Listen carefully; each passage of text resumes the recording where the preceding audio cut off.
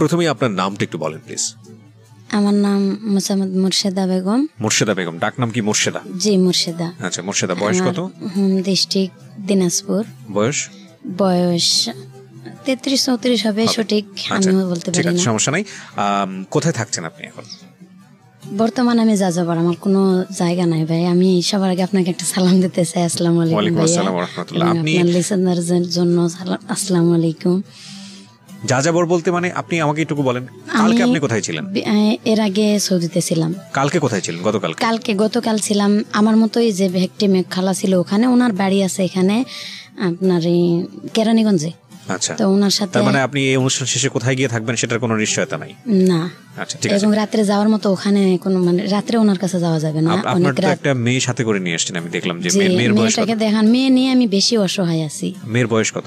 মেয়ের বয়স 14 বছর, এই 3-4 মাস চলতেছে। ও 2004 সালের 1 তারিখ হয়েছে, জানুয়ারির। চলেন আমরা পুরো গল্পটা একটু শুনি আপনার মুখ থেকে, তারপরে বুঝতে পারবো যে আসলে ঘটনাগুলো কি ঘটেছে।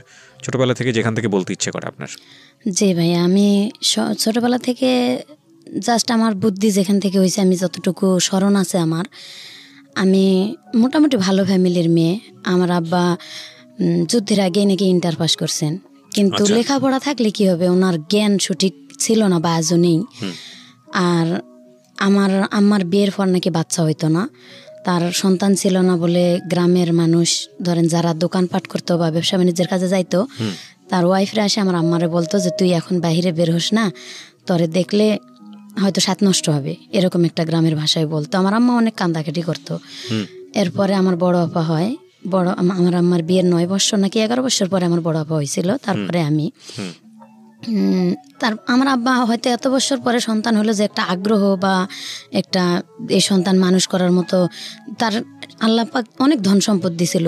আমার দাদার দেওয়া সম্পত্তি তার 16-17 বিঘা সম্পত্তি ছিল। আমার বাবার। তার মানে ঘরে বসে মোটামুটি ঘরে বসে খেতেন বলতে ঘরে থাকতেনই না উনি, ঠিক মতো ঘরেই থাকতেন না, বাহিরে ঘোরাফেরা করতেন এবং কোথায় কোথায় ঋণ দেনা করে আসে জমি বিক্রি করে সেই ঋণগুলা পরিশোধ করতেন। মানে এটার জন্য হয়তো আমার আম্মার মেজাজ সব সময় খিটখিটে থাকতো। আর আমরা যখন ছোট ছিলাম দেখছি আমার আম্মা সব সময় প্রায় আমার আব্বা মারধর করলেই নানার বাড়িতে চলে যাইতো, কিন্তু আমার নানা সব সময় বুঝায় পাঠাইতো যে মা এক সময় আল্লাহ তোর সুখ দেব, এই কথা বলে বলে আমার পাঠাইতো। আর আমি প্রায় নানির বাড়িতেই বেশি মানুষ ছোটবেলা থেকেই।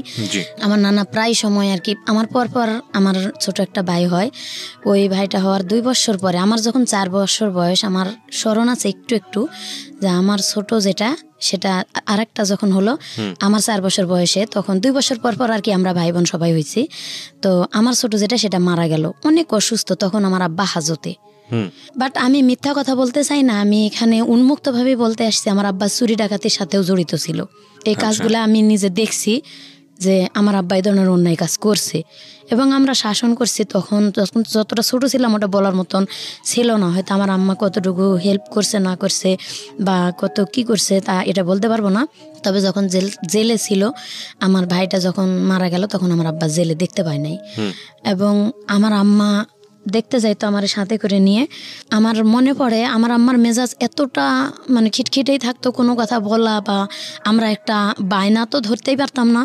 সব সময় মানে মায়ের সাথে কৃষি কাজ করতে হতো বা মা বাড়িতে থাকলে আমরা 2 বোন, বিশেষ করে আমার বড় বোন আমি, মাঠে ঘাটে কাজ করা লাগতো সব সময়, কাজের লোক ছেলেদের সাথে সব সময় কাজের লোক আমাদের বাড়িতে থাকতো। এই 3 মাস বা 5 মাসের বা 1 বছরের এরকম 3টা-4টা করে কাজের লোক আমাদের বাড়িতে থাকতো।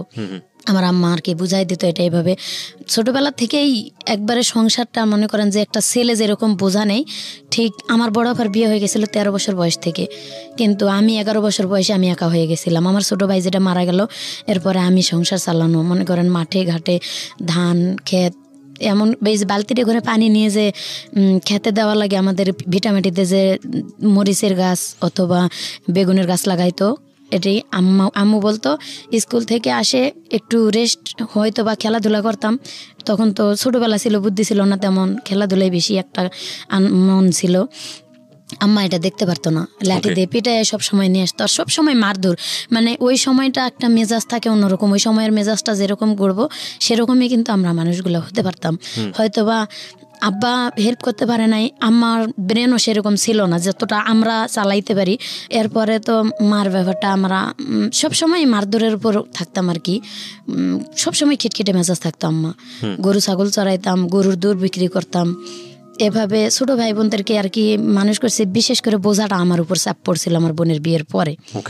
আস্তে আস্তে সংসারের অবস্থা খারাপ হতে থাকলো। তখন 3 বেলা কাজের লোক তো বাদ, 3 বেলা ভাত খাওয়ার মতন পরিস্থিতি আসলো না। তখন আমার এই 9-10 বছর বয়স, এই সময় আর কি দেখলাম যে ভাত 3 বেলা খাইতে পারি না।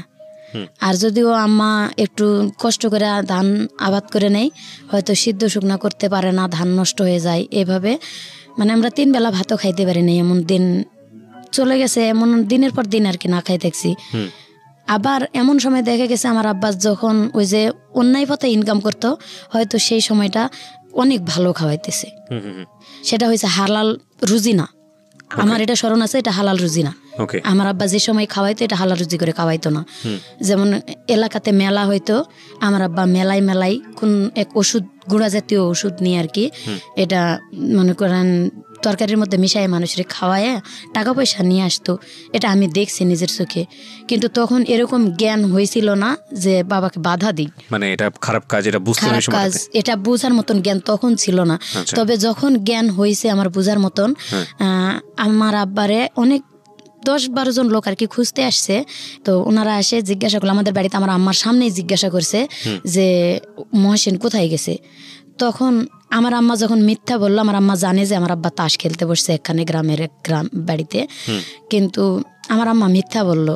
কথাটা কেমন জানি আমার মাথার মধ্যে নাড়া দিয়েছে, মিথ্যা কেন বললো, অবশ্যই এখানে কারণ আছে, কোনো কিন্তু আছে। তখন আমি দৌড় দিয়া, লোকগুলা বের হয় যখন বাড়ি থেকে চলে যাচ্ছিল, আমি মাঠে যাই, মানে মাঠে না, বাড়ির থেকে আর কি একটু দূরে, বাড়ির সামনে যায় পুকুর আছে আমাদের, পুকুরের কাছে যায়, বলতেছে আঙ্কেল আমার আব্বা তো বাহির কোথায় আছে। আমার আম্মা জানি ঠিক বলে নেই, আমি বলবো কোথায় আছে আসেন, দেখাই দিছি অমুক বাড়িতে আছে। যখন ওই বাড়িতে যায় দেখাই দিল, তখন আমার আব্বাকে ওইখানে যায় সোজা কলারটা ধরে কয়েকটা ঘুষি দিছে আমার সামনে, বলছে যে কালকা রাত্রে যে জিনিসগুলা নিয়ে এসো জিনিসগুলা কোথায় দেও। তখন আমার আব্বা মানে কথা তর্কাতর্কি করতে আমার আব্বারে গ্রামের মানুষ আরো 2-4 জন মুরব্বী নিয়ে অনেক মারধর করছে। ও এমন মারছে যে 5 ডলা পর্যন্ত দিছে আমার চোখের সামনে, রাস্তার মাথায়, আমার চোখের সামনে আমি দেখছি। তখনও আমার আব্বার শরম হয়নি যে এই কাজগুলা করলে লজ্জাজনক বিষয়। আমার আব্বা তো সম্পদ হয়ে গেছে, আমি সন্তানদেরকে মানুষের মতো মানুষ করি বা লেখাপড়া করাই। মাঝে মাঝে আমাদেরকে নিয়ে বসতো, হয়তো প্রাইভেট দেওয়ার মতো ক্ষমতা হয়নি, মাঝে মাঝে শিখাইতো পড়া, কিন্তু আমার আব্বা সবসময় এই অন্যায় কাজগুলা করছে। আমি বড় হওয়া পর্যন্ত দেখছি, আমার সন্তান হওয়া পর্যন্ত আমার আব্বা এই অন্যায় কাজগুলা করছে। তো ফ্যামিলি থেকে যখন একটা মেয়ে নির্যাতিত হয়, তখন কিন্তু সে নিজের একটা পথ খুঁজতে থাকে যে নির্যাতিত ফ্যামিলি থেকে সরে আমি কোথায় যাইতে পারি।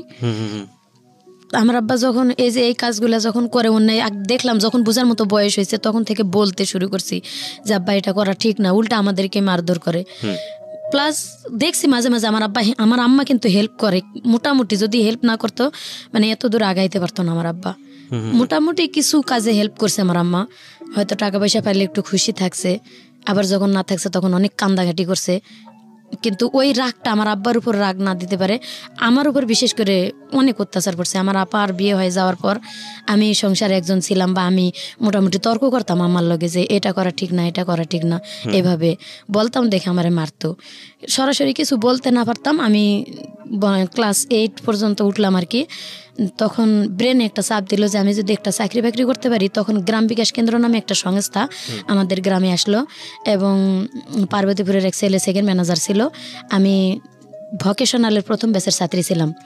বাংলাদেশে ভকেশনাল আপনার 97 সালে আর কি চালু হয়।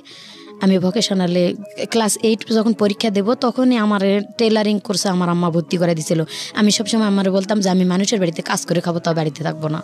প্রায় বাড়ি থেকে বের হয়ে চলে যাইতাম। যাই আমাদের ওখানে বিরামপুর একটা শহর আছে, শহরে আর কি মানুষের বাড়িতে আমি এমনি হোটেলে যাই, বসে বলতাম যে আমার যদি কেউ কাজ করে নেন আমি কাজ করে খাবো। এভাবে 3 দিন 4 দিন 5 দিনও মানুষের বাড়িতে কাজও করছি, মরিচ বাটা থেকে শুরু করে যা লাগে মশলা বাটা, এভাবে কাজ করেও খাইছি। তো আমার আব্বা আবার খোঁজ পায়, যায় নিয়ে আসছে মারধর করে ওখান থেকে, তুই লেখাপড়া করবি, তুই মানুষের বাড়িতে কাজ করবি কেন। পরে এভাবে চলে গেছি। যাওয়ার পরে ক্লাস 8 পাস করেই যখন ক্লাস 8-এ পড়াকালীনই ওই গ্রাম বিকাশের সংস্থার খবর পাইলাম যে আমি স্কুল বাদ দিয়ে এটা ভোকেশনালে ওখানে টেলারিং শুধু কাজ চলতো আগের বেসে।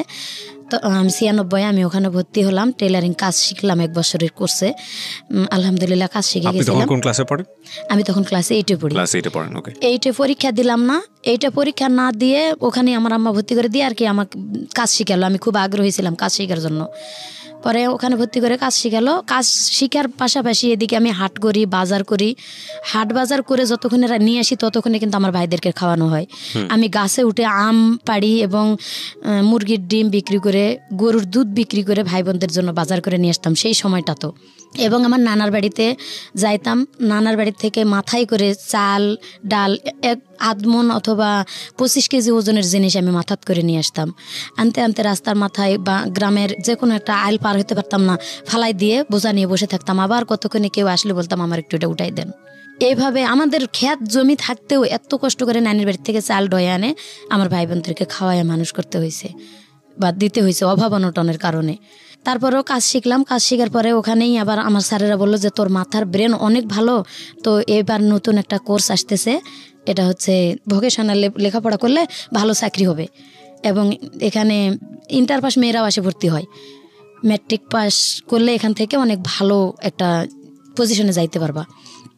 আমার আম্মাকে যাই বললাম যে আম্মা স্যারেরা তো এরকম করে বলছে যে এখানে ভোকেশনালে ভর্তি হলে নাকি সার্টিফিকেটের অনেক মূল্য। তো আম্মু বলতেছে যে ঠিক আছে তুমি তো 8-এ পরীক্ষা দিলা না। আমি আবার স্যারদের কাছে গেলাম 8-এ সার্টিফিকেট নিতে, আমার সার্টিফিকেট দিল না, যার কারণে আমার আপার নামে সার্টিফিকেট উঠাই দিল মাজেদা নামে। ওই আমার আপার নামে সার্টিফিকেট নিয়ে এসে আবার ভর্তি হলাম সেখানে। তো আমি স্যারদের সাথে পরামর্শ করলাম যে এটা যে আমার আপার নামে সমস্যা হবে না, বলছে না কোনো সমস্যা হবে না, তুমি করো। তো ওখানে লেখাপড়া করতে থাকলাম। লেখাপড়া করতে করতে আমাদের গ্রামে একটা সংস্থা নিয়ে আসলাম, গ্রাম বিকাশ কেন্দ্র। ওই গ্রাম বিকাশ কেন্দ্রের যিনি সেকেন্ড অফিসার ছিল উনি আবার জীবন বিমাতে যায় চাকরি নিল।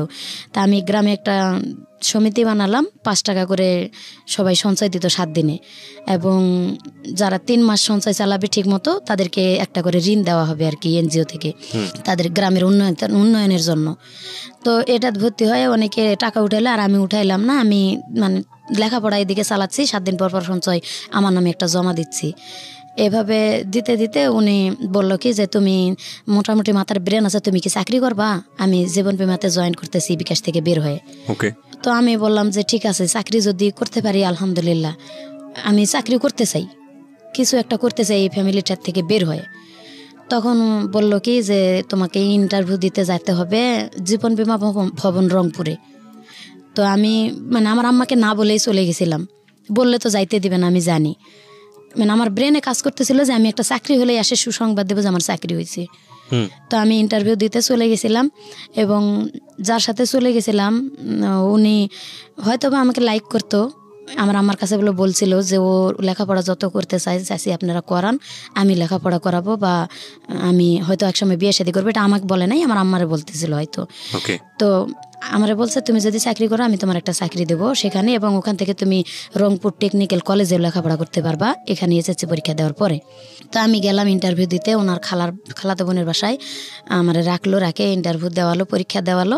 পরীক্ষা দিয়ে আমি ওখান থেকে মানে পাস হয়েছি, রেজাল্ট ভালো দিছে যে এখান থেকে তুমি চাকরি করতে পারবা, তোমার মাঠকর্মী হিসেবে তোমার চাকরি দেওয়া হবে।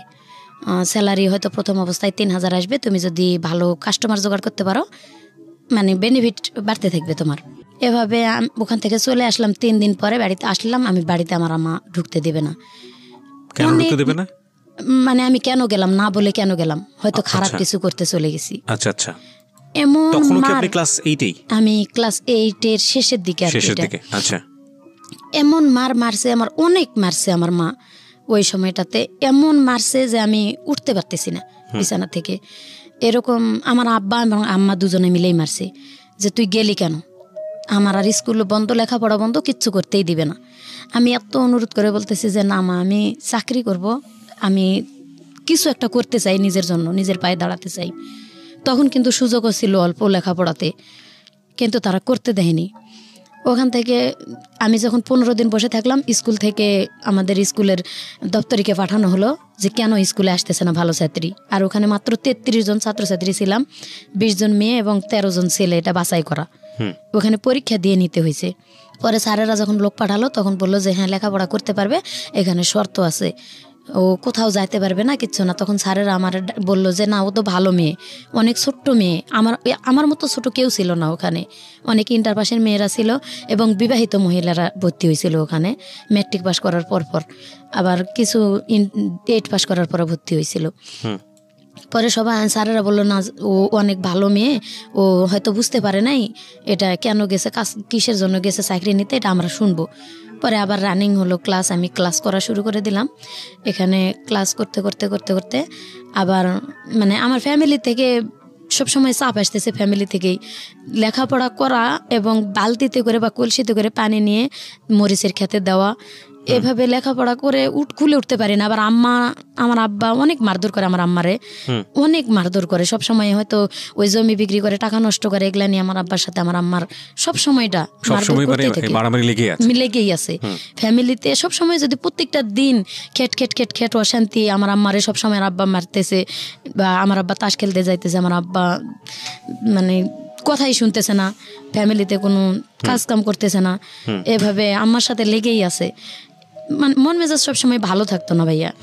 তখন বলতাম যে যদি আল্লাহ নিজে একটা কোনো কিছু করতে পারতাম, তাও তো মানে এখান থেকে একটু সরে যাইতে পারতেছি না। নিজের বাপ যেহেতু কিছু বলতে যে কেন এরসব করতেছো, বা আম্মার সাথেও বলতে পারি না। আমার আম্মা অসুস্থ হয়ে থাকে, দেখতে পারি সারা রাত আম্মার সেবা করতে করতে কাটে যায়।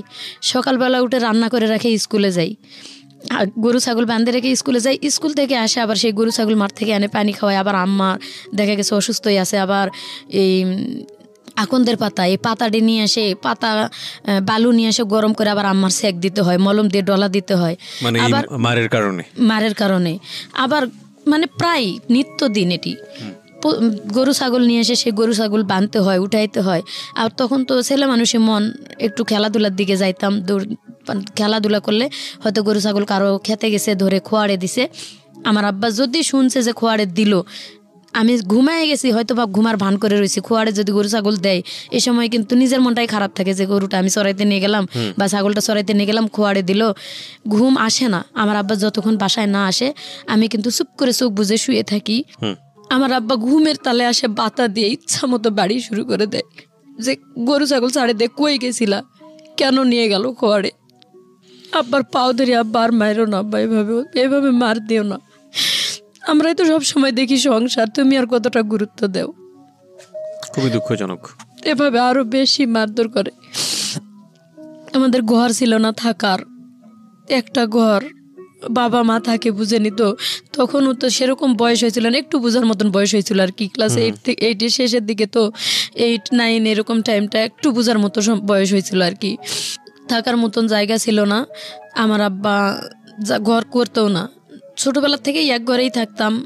আবার আমার দাদি ছিল, দাদি কোনোদিন আমাদেরকে নিত না এক ঘরে, বলতো যে প্রস্রাব করব, যার কারণে আমার দাদি যখন মারা যায় আমরা তখন ছোটই ছিলাম, ওই পরের থেকে দাদি মারা যাওয়ার পরে ওই একটা ঘরই আমাদের ঘর যেটা ছিল, এটা অরিজিনাল ঘরটা পড়ে গেল। এমনও দিন আছে ভাত খেয়ে ঘরটা ঝাড় দিয়ে হয়তো ভাতের আটাটা একটু দেয়ালের দিকে ঠেলে দিয়ে থুয়ে দিত আম্মা, ওইখানে বিছনা করে ঘুমাই থাকতাম। মাথায় তেল তুল দিলে পিঁপড়া আসে, কান মাথা মানে পুরা মাথা একবারে পিঁপড়া যেমন ঘর বাঁধে এরকম ঘর বাঁধার মতো, ঘুমে তেলে উঠে সিলাসিলি করতাম, কান মাথা ডলাডলি করতাম। আব্বা উঠে একবারও দেখতো না, হয়তো আম্মা উঠতো মাঝে মাঝে, আর মাঝে মাঝে বলতো যে ঝাড়া দেও, মাথাটা ঝাড়া দেও, কিন্তু একবারে ঘর বাঁধার মতো পিঁপড়া, বড় বড় দাঁতলা লাল পিঁপড়া গুলা কানের মধ্যে কামড় দিয়ে। এরপর পরে এত কষ্ট করে থাকতে থাকতে আল্লাহর কি হুকুম, এরপরে 95 বন্যাতে আমার ঘরটার সব ভেঙে গেছিল। তখন আমি স্কুল থেকে আসে বালি প্লেটে করে পুকুর থেকে পানি উঠাতাম, এই কাদা উঠাতাম ডুব দিয়ে দিয়ে, উঠে এই কাদাটি 5 দিন 7 দিন শুকায় আবার ওই কাদা মাথায় করে ডয়ে নিয়ে এসে আম্মারে কইছি, আম্মা তুমি বাদ দাও, আমি মাটি উঠাই দিয়ে এভাবে ঘর করবো, আমরা ঘর না হলে থাকতে পারবো না। তাল পাতার বেড়া করে থাকে, পরে ওই ঘর দিয়ে আমরা নিজেরাই ঘর তৈরি করলাম, আম্মা আর আমি। বিশেষ করে আম্মা আর আমি পরিশ্রম করে ঘর 2টা তৈরি করলাম, মাটির ঘর। এবং গ্রামীণ ব্যাংকের থেকে কিস্তি উঠায় আম্মা ঘরে টিন দিল, দিয়ে মোটামুটি আর কি একটু সচ্ছলের দিকে তখনকার থেকে হালকা নিজেরা আম্মা আমি এই কিস্তি উঠায়া গরু ছাগল পালে, এভাবে ক্ষেত খামার নিজেরা একটু করে চালাইতে পারতেছি টুকটাক করে। ঠিক এরকম অবস্থায় আমার স্মরণ আছে যে আমি যখন ক্লাস 9-এর প্রথম দিকে, তখন মানে গ্রামের টিভি ছিল, সাদা কালো টিভি, আমার এক মামার বাড়িতে, গ্রামে হয়তো আর এক ভাইয়ের বাড়িতে। তো রাত্রে সবাই যাইতো, আমরাও মাঝে মাঝে লেখাপড়া শেষ করে আবার টিভিও দেখতে যাইতাম। তো একদিন রাত্রে আমি টিভি দেখতে গেছি আমার মামার বাড়িতে, আমার অনেক খারাপ লাগতেছে। আম্মারে বলতেছি, আম্মা আমার জানি শরীরটা অনেক খারাপ লাগতেছে, তো তোমরা নাটক শেষ করে আসো। তখন ছোট ছোট ডেউ নাটক হইতো। বলছে যে তোমরা পরে আসো একটু, আমি আগে যাই। তো নাটক শেষ হয় নাই, আমি চলে আসছি। আমি আসলে আম্মা পিছে পিছে আমার আম্মা ওরা চলে আসছে। আর আমি যে চলে আসছি, আমার মামাতো ভাই কোন ফাঁক দিয়ে চলে আসছে ঘরে আমি জানি না। আমি সোজা আমাদের বাড়িতে ঢুকে আগে আমার মানে কারেন্টের সুইচ অফ না করে ঘরের দরজাটা শুধু খুলে দিছি, তালাটা খুলে বাইরের দরজা খুলে রেখে আসছি। আম্মা তো পিছে আসবেই 10 মিনিট পরে। আমি বাইরের দরজা খুলে রেখে চলে আসে, তালাটা খুলে আমি কলপাড়ে গেছি যে প্রস্রাব করে হাত মুখ ধুয়ে আসি, ধুয়ে ঘুমাবো। আমি কলপাড়ে গেছি, কলপাড় থেকে ঘরে আসে ঢুকা মাত্র আমার মামাতো ভাই আমার জড়ায়ে ধরছে। যখন ও আমারে জড়ায়ে ধরছে, আমি চিনতে পারি নাই কি, আমি চিৎকার যে জোরে দেবো এরকম পারি না, তার কারণ এটা গ্রাম, মান সম্মান যাবে। আমি বলতেছি যে কে তুই, সর, আমার কাছ থেকে সরে যা। ওর সাথে শক্তি দিতে পারতেছি না, তবে মানে এত জোরাজোরি করতেছে, খামসাং আমি কিছু করতেছে। আমি ওরা ধাক্কা দিয়ে চৌকির উপরে, আমাদের ঘরে চৌকি ছিল, চৌকিতে ফালাই দিতেছি, ও আবার উল্টা আমারে ধাক্কা ফালাই দিতেছে। এভাবে কুস্তে কুস্তে অনেকক্ষণ আমি প্লিজ হাত পাও ধরতেছি, অনুরোধ করতেছি, ভাই তুই কে, তুই সর। পরে ওর কণ্ঠটা বুঝতে পারছি আমি যে ও আমার মামাতো ভাই। তো আমি ওরা বলতেছি, তুই আমার এখানে কেন আসছিস ভাই, তুই সর। ভাই যখন শুনে না, তখন অনেক খারাপ ভাষা, গ্রামের খারাপ ভাষা তো জানেনি কি কি খারাপ ভাষা করে বলতে হয়, একবার এইভাবে বলতেছি, এরপরও শুনে না। তার মধ্যে আল্লাহর হুকুম আমার আব্বা আম্মা চলে আসছে। আমি ঘাইমা ভাই, একবারে জ্বর জ্বর করে আমার শরীর দিয়ে ঘাম পড়তেছে।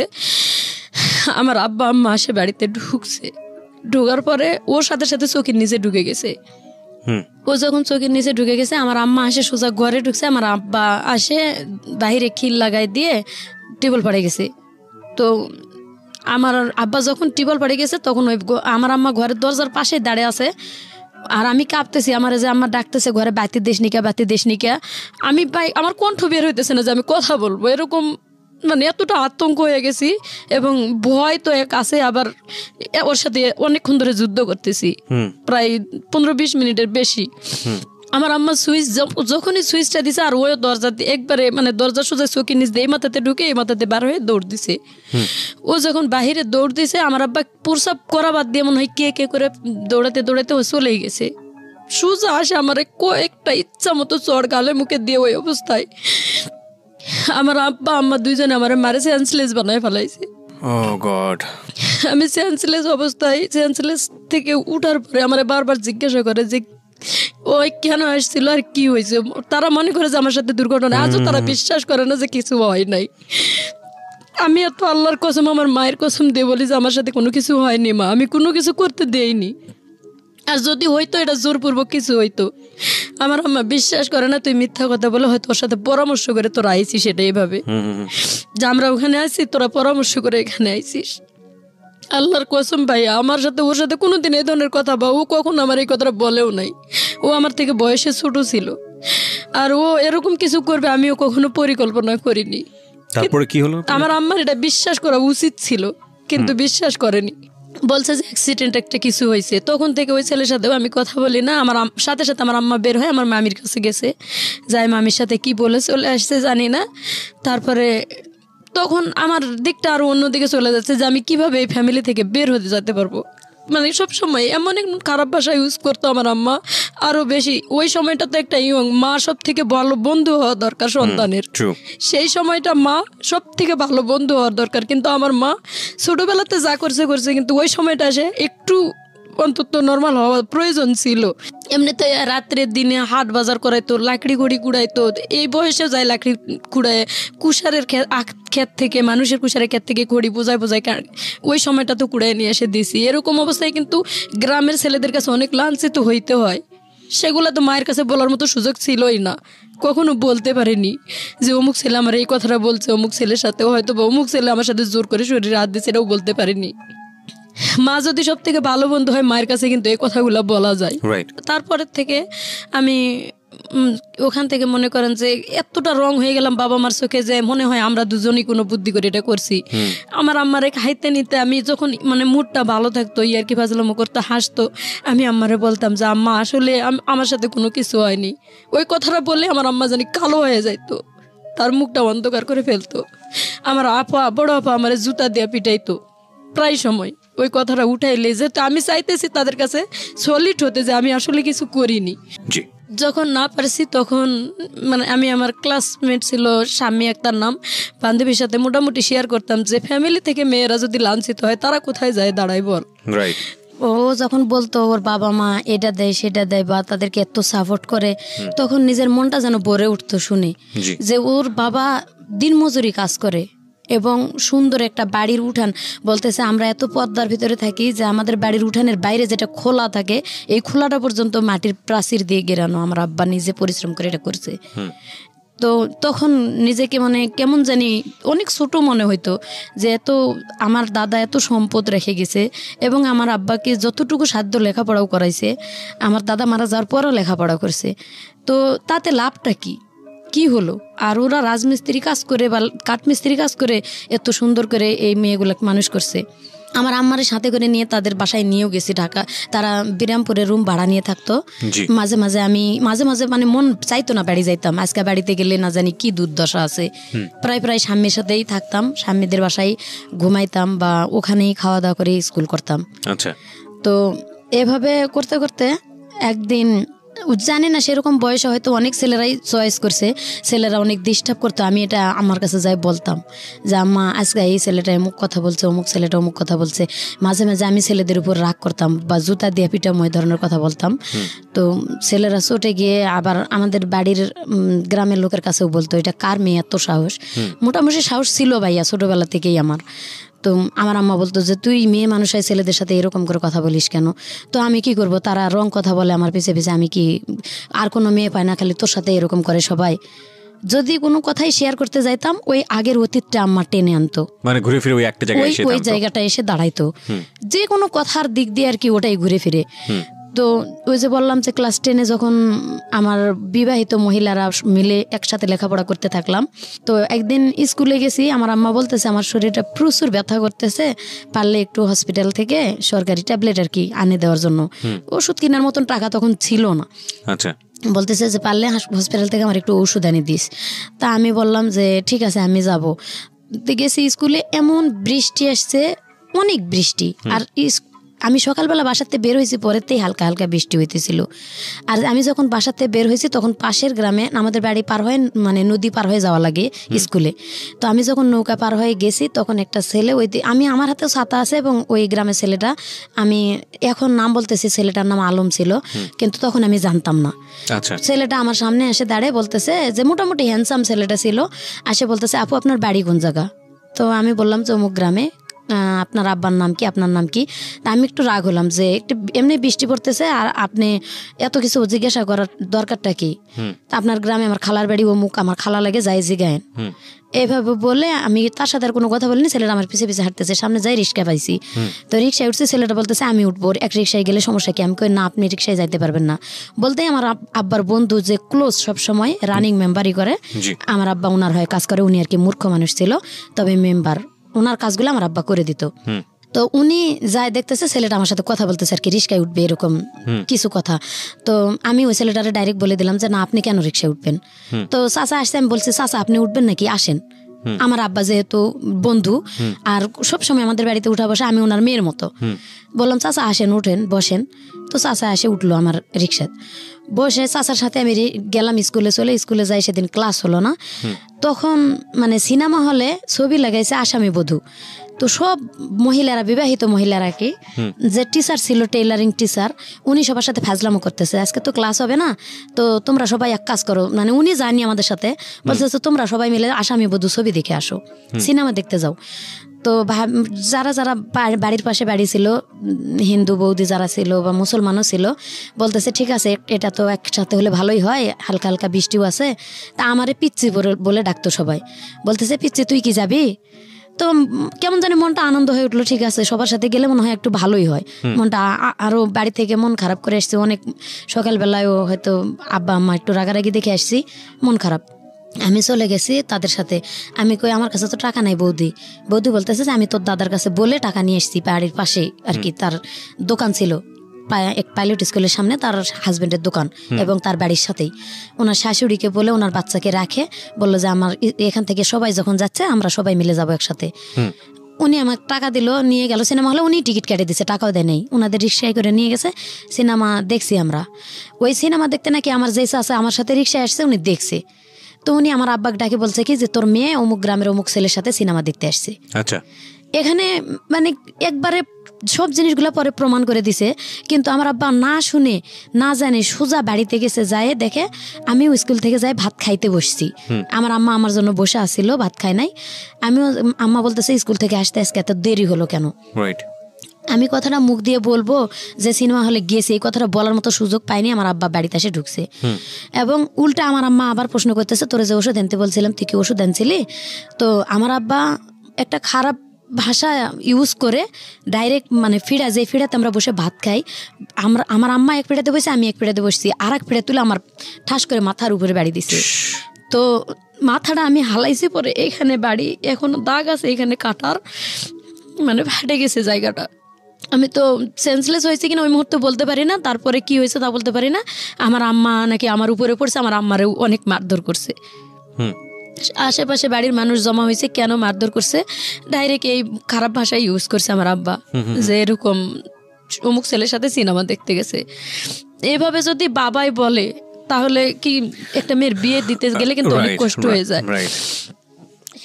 বড়াম্মারা বলতেছে যে আমরা তো বাড়ির পাশে থাকি, আমরা তো দেখি না একটা, আমি আমার আম্মার এত সংসারে হেল্প করার পরও যদি বড়াম্মারা বলে যে মা আমাদের একটু রুটি বানায় দিয়ে যা, অথবা রান্না করে দিয়ে যা, তরকারি কাটে দিয়ে যা, ঘর লেপে দিয়ে যা, আমি কিন্তু তাও করি। এর জন্য সবাই আমারে ভালোবাসে যে ও বাড়ির কাম করে করে আমাদেরও কাজ করে দেয়। তাদের মেয়েরা আর কি এতটা কাজ করে না, তাদেরকে বলে দেখ ও নিজের বাড়ির কাজ করে লক্ষ্মী মেয়ের মতো, আমরা বললেও কোনোদিন না করে না। তো তারা আসে এই কথাগুলো বলে যে ওর তো কোনো সময় আমরা এরকম দেখি না উশৃঙ্খল। তো ও এই ধরনের কাজ করছে, সেটা তুমি বাপ তুমি গোপনে এসে বলতে পারতা আস্তে আস্তে যে এটা করা ঠিক না, তুমি এভাবে মারধর করলা কেন? এরপরে আমি লজ্জায় গলায় ফাঁস নিতে গেছি, ভোরবেলার দিকে জ্ঞান ফিরছে আর কি। আমি জ্ঞান ফিরে দেখি আমি শুয়ে আছি একা, আমি ওড়না পেছে আর কি গলায় ফাঁস নিতে গেছি। যে এভাবে ছোটবেলাতে তো অত্যাচারে মানুষ হইতেছি, আবার এখন উপযুক্ত হয়েছি, যদি ফ্যামিলিতে অত্যাচারিত হয় এভাবে কোন ভালো ঘরে বিয়ে হবে? আমাদের তো ভালো ঘরে বিয়ে হওয়ার কোনো সম্ভাবনাই নাই।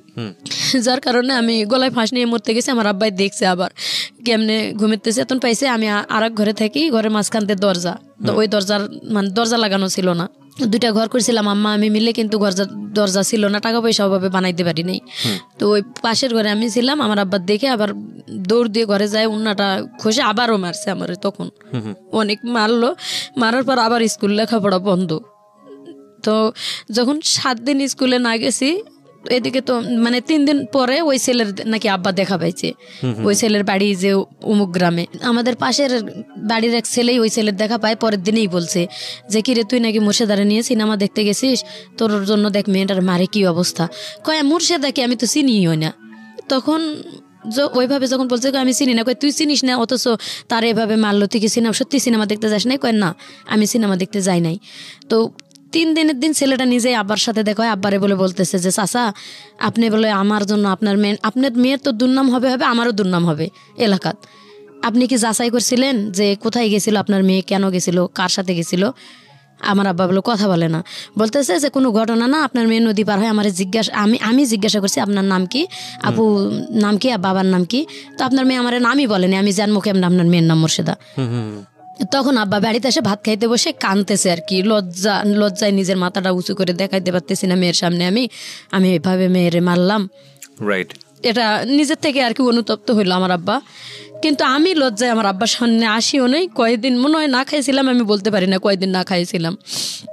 না খাই থাকলেও কিন্তু মার কাছে হেল্প করছি, মার সাথে মানে মন ভার অবস্থায় চলতেছি, হেল্প করতেছি। আমার মামা ডাক্তার ছিল, পিছনে ব্যান্ডেজ একটু করে দিয়েছিল, মানে রক্ত বেরিয়েছিল। এইভাবে যে ছেলে আমার সাথে ওই যে করলো না প্রথম, ওই ছেলের বাবাই ডাক্তার, মামা আমার। এভাবে আর কি 7 দিন যখন গেল, তখন আবার স্যারেরা খোঁজ নিল যে এই মেয়েটা স্কুলে অ্যাবসেন্ট করে না, তা আবার কেন অ্যাবসেন্ট করলো। তখন বাড়িতে আবার দপ্তরে আসলো, আম্মা বলল যে ওর লেখাপড়ার দরকার নেই, আমরা বিয়ে শাদী দিয়ে দিব, এভাবে হবে না। মানে আমার আব্বার উপর রাগ করে এটা বলতেছে যে কারো কাছে শোনা নাই কিছু নাই, নিজের মেয়ের দুর্নাম বার করে বসে থাকে, এভাবে আর করবো না, থাক। তখন আমি মানে স্কুলে যাবো না, একটা ডিসিশন নিয়েছি স্কুল আর করবোই না। এভাবে 2 দিন 4 দিন পর পর স্কুল বন্ধ করে দেয়, ইচ্ছা মতো কয় যাও, ওটা হবো না, এভাবে লেখাপড়া আমি করবো না। তো স্কুল থেকে স্যারেরা বললো যে তুমি মেট্রিক পরীক্ষাটা পর্যন্ত অন্তত পড়ো, তোমার ভালো হবে। তো আব্বারেও বুঝাইলো অনেক, আম্মারেও বুঝাইলো। আমি আমার আব্বার সাথে তখন রাগ করে প্রায় অনেকদিন কথা বলিনি। স্কুলে যাওয়া শুরু করলাম, আবার স্কুলে যাইতেছি, ক্লাস 9-এ পরীক্ষা দিলাম, মানে এসএসসি পরীক্ষার মতোই গার্ড দিয়ে আমাদের পরীক্ষা হলো 9-এ। আবার 10-এ উঠলাম। 9-এ আমার 12টা সাবজেক্ট নিয়ে লেটার নিয়ে পাশ করলাম মোটামুটি, মানে ভালো পজিশনে। স্যারেরা বললো যে ও অনেক কিছু করতে পারবে, যেহেতু এখনো বয়স অনেক কম আছে। আপনি, আমার আব্বারে ডাকে মিটিং করলো যে আপনি ওরে একটু হেল্প করেন, দেখবেন মেয়েটা অনেক উপরে উঠতে পারবে, অনেক কিছু করতে পারবে। কথা বলে তখন আমি 7200 টাকা ওখান থেকে একটা পেলাম আর কি, টাকা স্কুল থেকে ওটা দিত 260 টাকা করে মনে হয় বেতন হিসেবে, সেটা একবারে দিল। দিয়ে আমার আব্বা ডাকেই দিছে, দিয়ে হাতে দিয়ে বলছে যে এটা দিয়ে মাত্র 2500 টাকা লাগবে একটা সেলাই মেশিন কিনে দিতে, আপনি 2500 টাকা দিয়ে একটা সেলাই মেশিন মেয়েটারে কিনে দেন। তো আমার আব্বা সেলাই মেশিন কিনে দিল না, কিনে দেয়নি, কান্দাকাটি করছি অনেক, তারপরও দেয়নি। এরপরের থেকে বিয়ের প্রস্তাব খোঁজা শুরু করলো। মেন রহস্য হয়েছে বিয়ে দেওয়ার, আমার নানার বাড়ির সম্পদ পাবে আমার আব্বা। আচ্ছা, আমার যদি বিয়ে দিতে পারে তাহলে মামারা দিবে আর কি সম্পদটা, যেহেতু একটা মেয়ে উপযুক্ত হয়েছে, আমার আব্বা পরিশ্রম করে না। এই উসিলাই আর কি আমার বিয়ে ঠিক করা শুরু করলো। আজকে একখানে কালকে একখানে গরুর মতো দেখা শুরু করলো। আজকে এক জায়গার লোক আসে দেখে যায় 2000-2500 খরচ করে, আবার 3 দিন পরে আরেকখানের লোক আসে দেখে যায়, এভাবে খরচ করে, স্কুল করতে দেয় না। আপনাকে দেখতে আসতো লোকজনে দেখতে আসতো 2 দিন 4 দিন পর পর। আমার কাছে খুব খারাপ লাগতো ভাইয়া এটা, যে আমি লেখাপড়া করবো, আমি রানিং একটা ছাত্রী, আমি আর কিছুদিন পরে মেট্রিক পরীক্ষা দেবো না। আমার আব্বা এমন ভাবে উঠে পড়ে লাগলো বিয়ে দিবেই, কেন এভাবে উঠে পড়ে লাগলো আমি নিজেও বুঝতে পারতেছি না।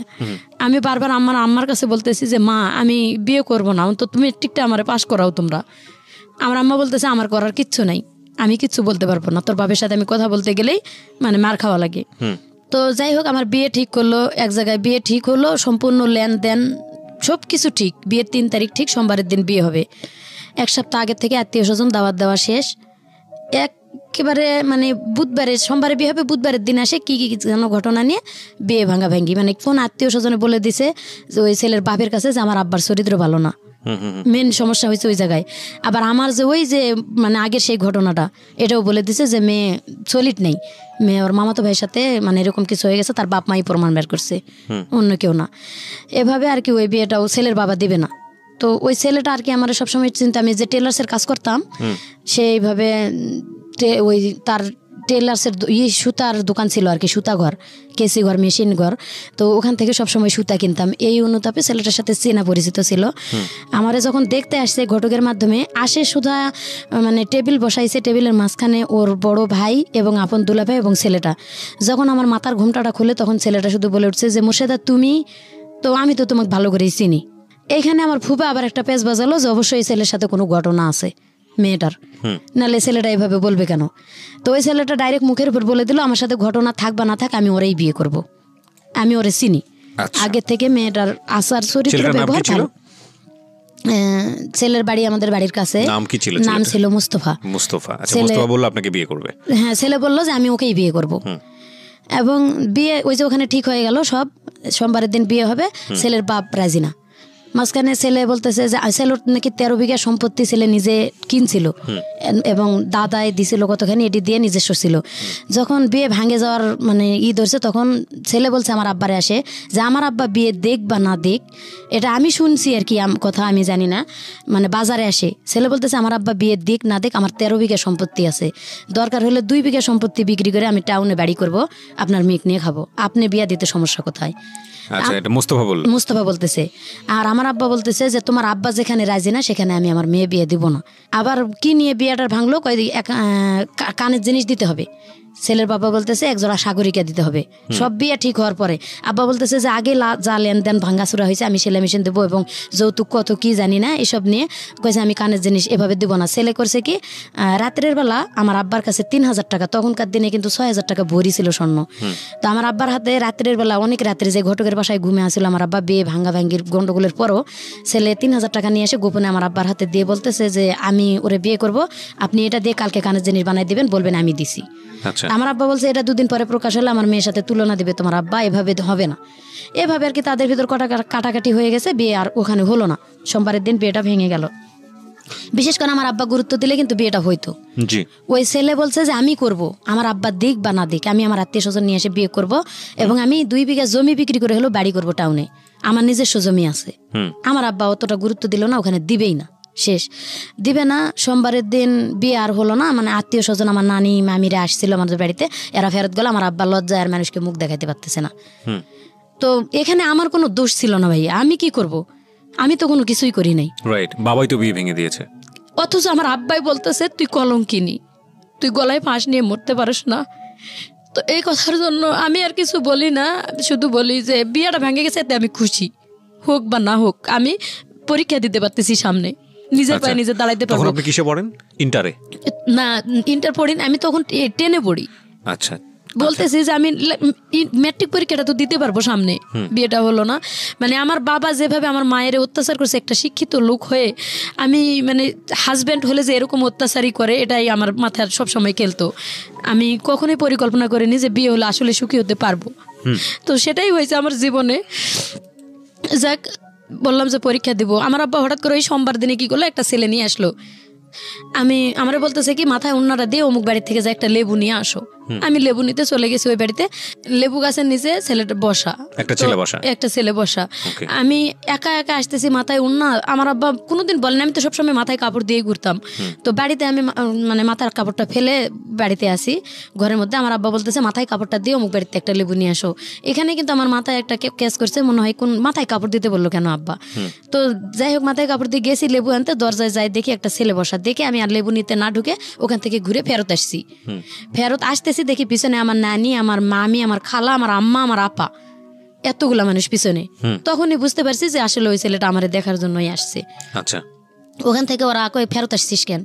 তা আমি ওই যে বলছিলাম যে এভাবে আর গরুর মতো লোক দেখাইতে আনলে আমি অপমান করবো তোমাদেরকে, আমি আর কারোর সামনে যাব না। বিয়ে ভেঙে গেছে শেষ। এই জন্য হয়তো তারা ভয় পেয়েছে যে আমি কিছু বলতে পারি, যার কারণে আমার আপা বলতেছে তুই ওখান থেকে ফেরত আসলি কেন?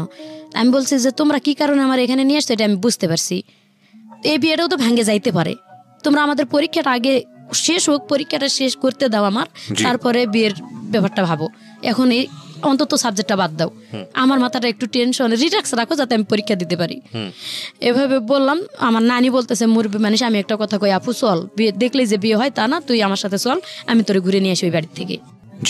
আমি গেলাম, মানে যাইতেছি না, দেখো ছেলেটা অনেক চালাক ছিল, ও সাইকেল নিয়ে বের হয়ে চলে গেল ওই বাড়ি থেকে। আমার সামনে দেই, আমি পিছনে ঘুরে আসি আর কি, ও চলে গেল।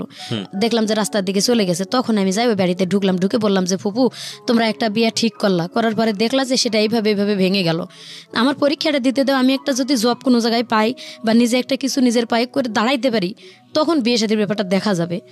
কয় ঠিক আছে, তুই যেটা করবি সেটাই হবো। উল্টে ওই ছেলে আবার ঘুরে আসে বাড়ি ঢুকলো, ঢুকে আমার ওই এক নজর দেখলো, দেখে চলে গেল।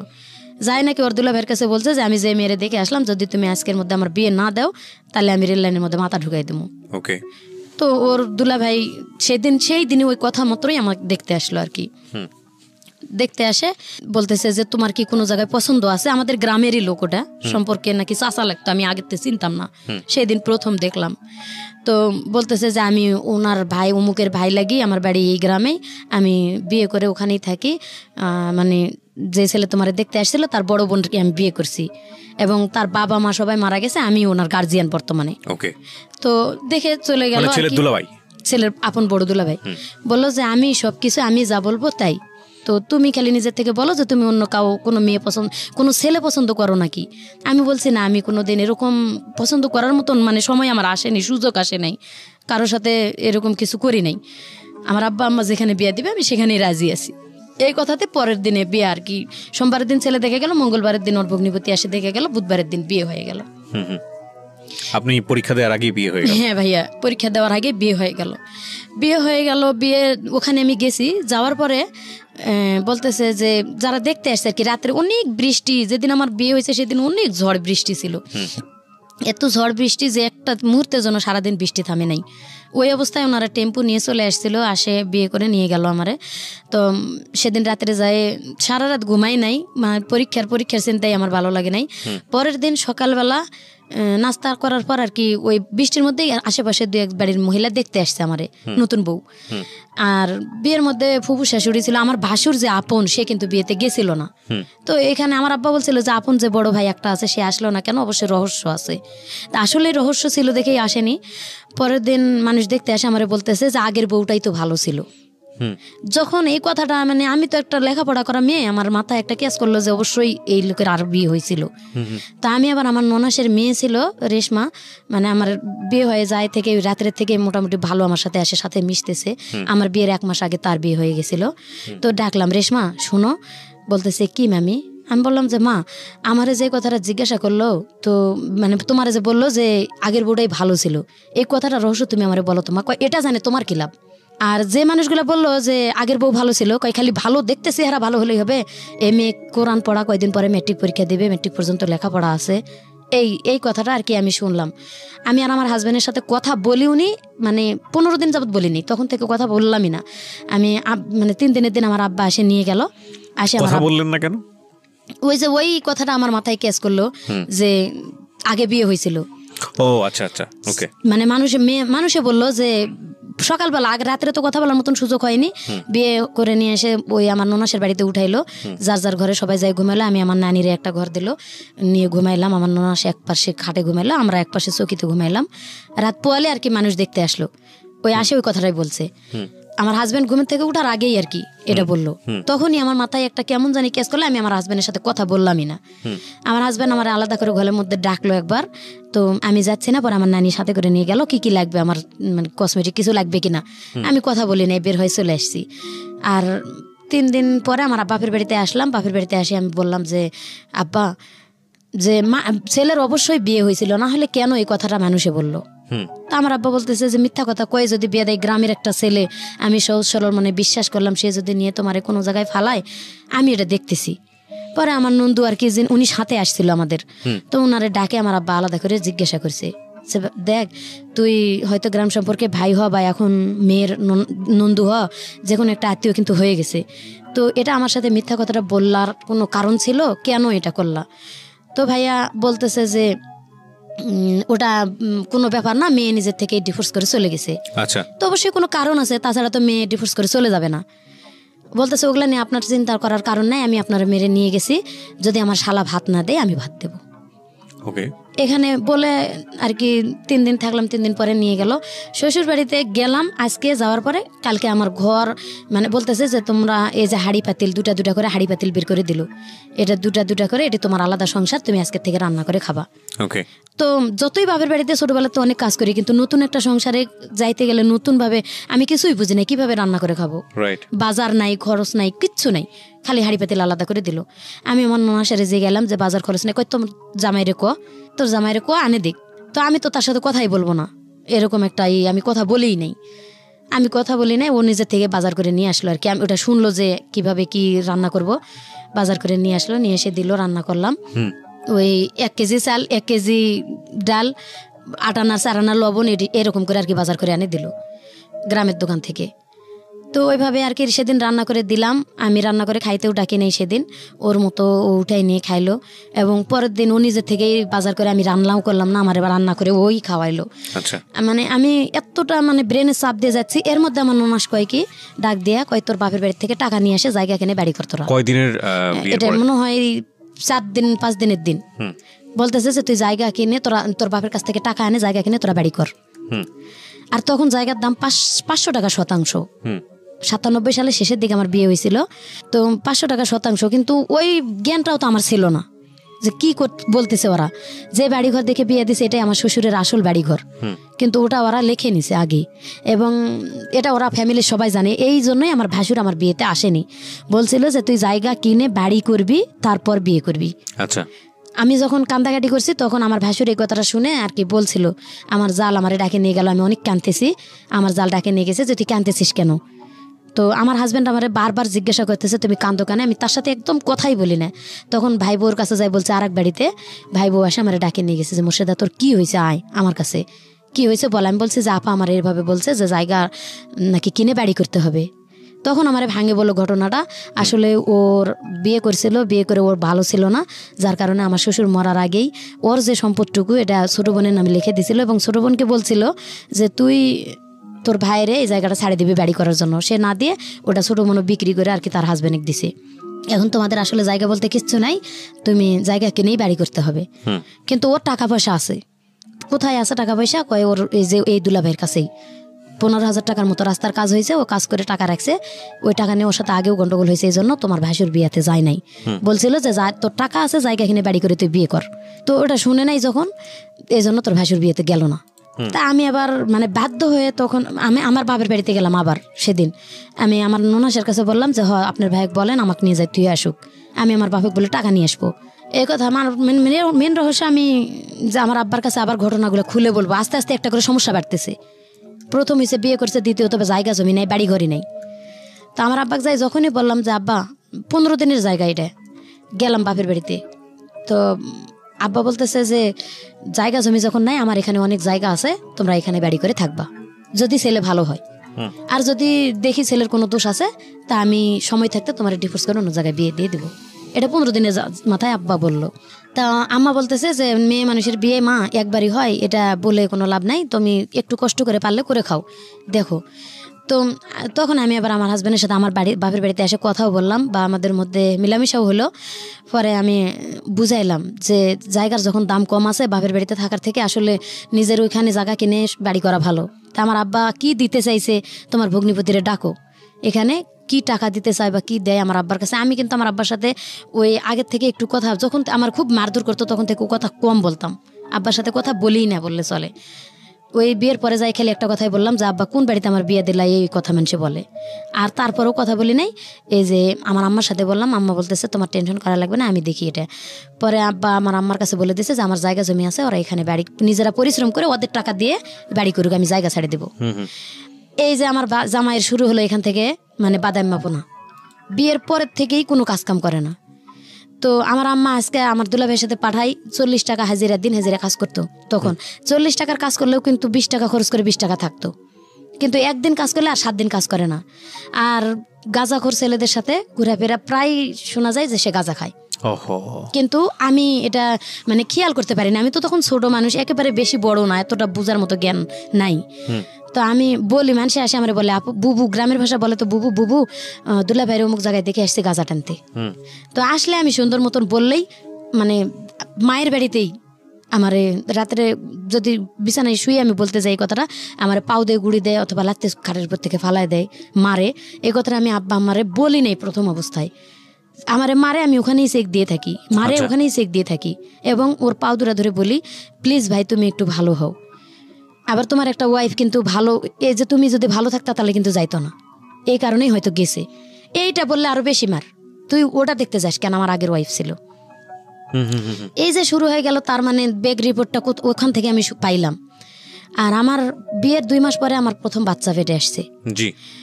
আমি বাপের বাড়িতেই থাকতেছি এভাবে 8-9 মাস আর কি। ও কোনো কাজই করে না। আমার ছোট যে 2 ভাই ছিল, সবার ছোটটা কাজ করতো না, কিন্তু আমার ছোট যেটা ওটা ব্রাক স্কুলে পড়তো যখন আমার বিয়ে। তো ব্রাক স্কুল থেকে লেখাপড়া করার পরে বিকেলবেলা মাঝে মাঝে দুলাভাইয়ের সাথে যায়, খোয়া টোয়া ভাঙতো। তো ওরে যাইতে কইতো আম্মা, ও ভাঙতো না। আম্মা আলাদা করে দিল যে তোমরা তোমাদের মতন বাজার খরচ যা করে খাইতে পারো তোমরা খাও। ও তো কাজই করে না, আমারে খাওয়াবে কোথার থেকে। এইভাবে দুলাভাই টানে টানে নিয়ে যায়, একদিন কাজ করলে আর 4 দিন করে না, একদিন করলে আর 4 দিন করে না। মানে এমন একটা সিচুয়েশনে আসলো, আমার আব্বা আমার পেটের বাচ্চা নষ্ট করে আমার ডিভোর্স করাবে। আপনার বাবা করছে, আমার বাবা এটা করতে চাচ্ছে, আমার হসপিটাল নিয়ে যাবে। রাত্রে আমার হাজবেন্ড বুঝতে পারছে যে কালকে আমার হসপিটাল নিয়ে যাবে। আমি শুকায়ে মেড়া হয়ে গেছি, একবারে খাইতে পারি না, একে তো আর প্রথম বাচ্চা পেটে আসছে, আমি বুঝি না কোনো কিছুই। বমি আসে এবং যেটুকু খাই ওটুকু বমি হয়ে যায়, ভালো মন্দ কোনো খাবার নাই। আর আম্মার ভাত আমি রাগ করে খাই না। আমার আম্মা আমার জামাইরে মানে অনেক খারাপ ভাষা করে বকাবকি করে, যে কুইরা খাটে না, বাদাইম্মা, এটা সেটা অনেক কিছু খারাপ করে বকে। আমার এটা শুনতে খারাপ লাগে, বিয়ে তো তোমরাই দিছো, কেন আগে দেখলা না? আর আমার ভাত রেখে থুয়ে যায় পাতিলে আম্মা, যে এই ভাতটুকু উঠাই নিয়ে তুই খাই থাকবি, ওরে ভাত দিবি না। ও ভাতটুকু পাতিল থেকে উঠায় মা খায়, আমার কয় কি আয় তোরে হাত দিয়ে তুলে খাওয়াই দেই, আমিও খাই। আমি কইতাম তুই বেলজ্জা থেকে এই ভাতটি এভাবে খাইতেছস, তোর সামনে কয়ে গেল যে তোরে ভাত দিতাম না, আমারে খাইতে কয়ে গেল, তুই কোন হিসাবে ওই ভাতটা উঠাইছিস খাইতে? আমি খামো না, তুই কামাই করে না খাওয়াইলে। আমার মায়ের ভাত আমি খামো না, তুই খাস কে? কয় যতক্ষণ আছে ততক্ষণ খামো, যখন থাকবো না তখন খামো না। মানে এমন বেলজ্জা। তো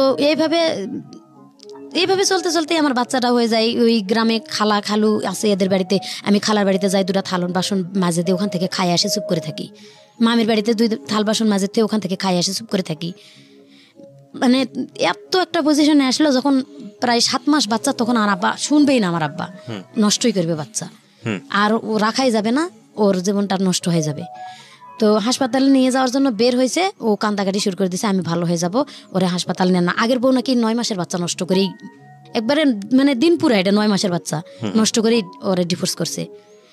তো সেই হিসাবে ও জানে, এটা ওর অভিজ্ঞতা আছে, বলতেছে যে 7 মাসের বাচ্চাটা নষ্ট করে তোমারও মায়েরা হলাবে তোমার আব্বা আম্মা, তুমি একটা বুদ্ধি করো, আমরা এখান থেকে চলে যাই। আমি কই না, আমি এখান থেকে তুমি ভালো না হওয়া পর্যন্ত আমি চলে যাব না, আমি বাপের বাড়িতে থাকবো, আমি তো এখানে আর ওর বাড়িতে 2-1টা থাল বাসন দিয়ে খাইতে পারতেছি। আমার আম্মাও কিন্তু বুঝতে পারে না জিনিসটা, আমি এখানে ওখানে মানুষের বাড়িতে কাজ করে খাইতেছি, বা মামিরা গ্রামবাসীরা আমার এমনি ডাকে খাওয়াই, এরকম করে আমি চুপ করে না খাই থাকার মতো ভান করি। এভাবে থাকতে থাকতে বাচ্চাটা হয়ে গেল। বাচ্চাটা হওয়ার পরে 5 দিন পর্যন্ত আমার আম্মার ঘরেই খাইলাম। 5 দিনের পরে ওরে বকাবকি শুরু করলো, ও চলে গেল। নতুন একটা সাইকেল কিনে দিল আম্মা, কিস্তি তুলে বললো একটা সাইকেল কিনে দিলাম, তুমি রাজমিস্ত্রি কাজ করো আমার বড় জামাইয়ের সাথে, বড় জামাই কাজ করে, ওদের সাথে কাজ করলে তুমি যে হাজিরাটা পাবা অন্তত 7 দিন পরে 40 টাকা কিস্তি চালাইতে পারবা, আর সংসারও চালাইতে পারবা, বাচ্চা হয়েছে যেহেতু। ও 1 সপ্তাহ মনে হয় ঠিক মতো চালালে, প্রথম 1টা কিস্তি নাকি 2টা কিস্তি ঠিক মতো দিছে আমার মনে নাই। তারপরে ও সাইকেলটা নিয়ে কাজ করার উচিলে বের হয়ে চলে গেছে, যায় আর আসে নাই, বাড়িতে আসে নাই। আমি তখন কিন্তু আতুর ঘরে, আমার আব্বাও তখন বাড়িতে নাই। আমার আব্বা আগে থেকেই মাঝে মাঝে বাড়িতে থাকতো না, 4-5 মাস। আমার বাচ্চা যে সময় হয়েছে ওই সময় আমার আব্বা বাড়িতে নেই। আমার আম্মারও দিন কষ্টে যাইতেছে খুব। আমার ভাইয়েরা 2 ভাই যে খোয়া টোয়া বাড়ি যেটুকু নিয়ে আসে এটুক দিয়ে তারা চলে না, আমারে কি খাওয়াবে? আর আমার আম্মা আমারে যদিও 4টা ভাত দেয়, আমি কিন্তু খাই না, বকাবকি করে দেয় ভাতটা, পরে ওই বড় আম্মারা দিয়ে গেলে আমি খাই। এভাবে যখন 13-14 দিন হয়ে গেল, বাচ্চার বয়স প্রায় 23 দিনের মতো, সেদিন হঠাৎ করে ব্যাগ ভরা বাজার নিয়ে আমার জামাই বাড়িতে উপস্থিত।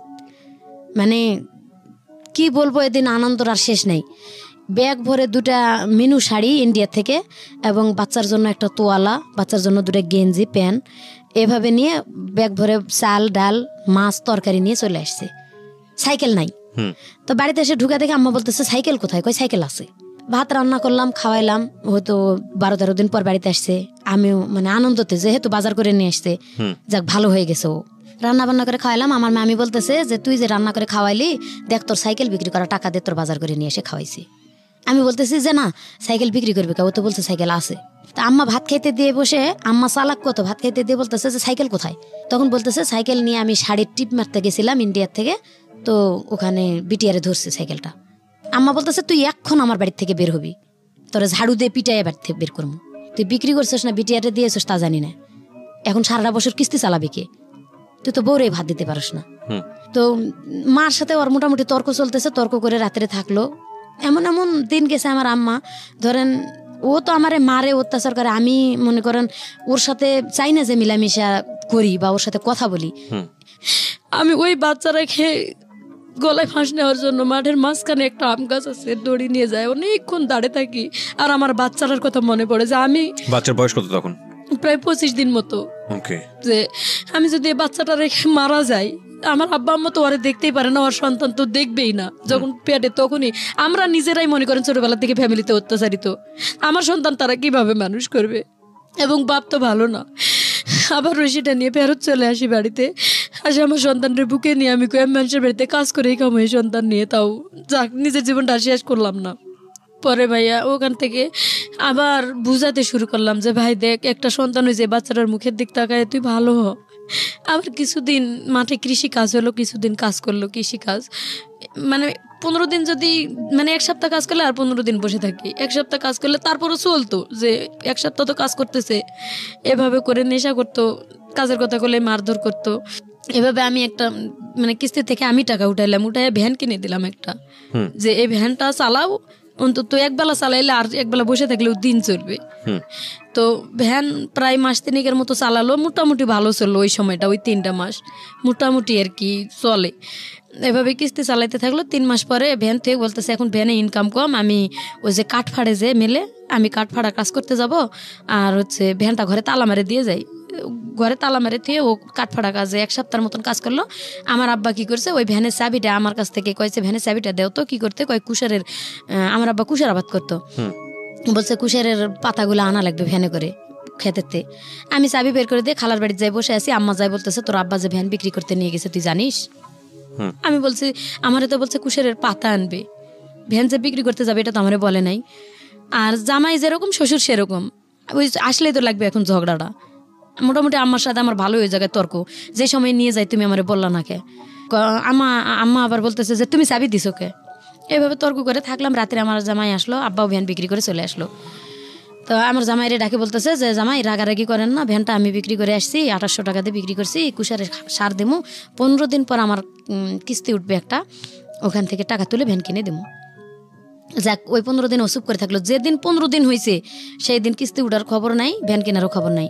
এখন রাত্রে যায় বিরাট গন্ডগোল লাগিয়ে দিল বাড়িতে, আজকে আমার ভ্যান কিনে দিতে হবে, যেভাবেই হোক ভ্যান কিনে দিতে হবে। এখন আমি কিস্তি তুলছি, আমার তো টেনশন এদিকে যে ও ঠিক মতো এমনিতেই পরিশ্রম করে না, এদিকে আবার ভ্যান বিক্রি করে দিল আব্বা। ওই 15 দিন পরে এমন গন্ডগোল লাগলো, ঝগড়ার ঠেলায় ঘর থেকে আমার আব্বা হাড়ি পাতিল সহ আমার বার করে দিল। আমার বাড়িতে আর জায়গায় দেবে না। আমি যে আলাদা ঘরে থাকতাম, আমার জিনিসপত্র সব বের করে উঠানের মধ্যে ছুড়ে ফেলে দিছে।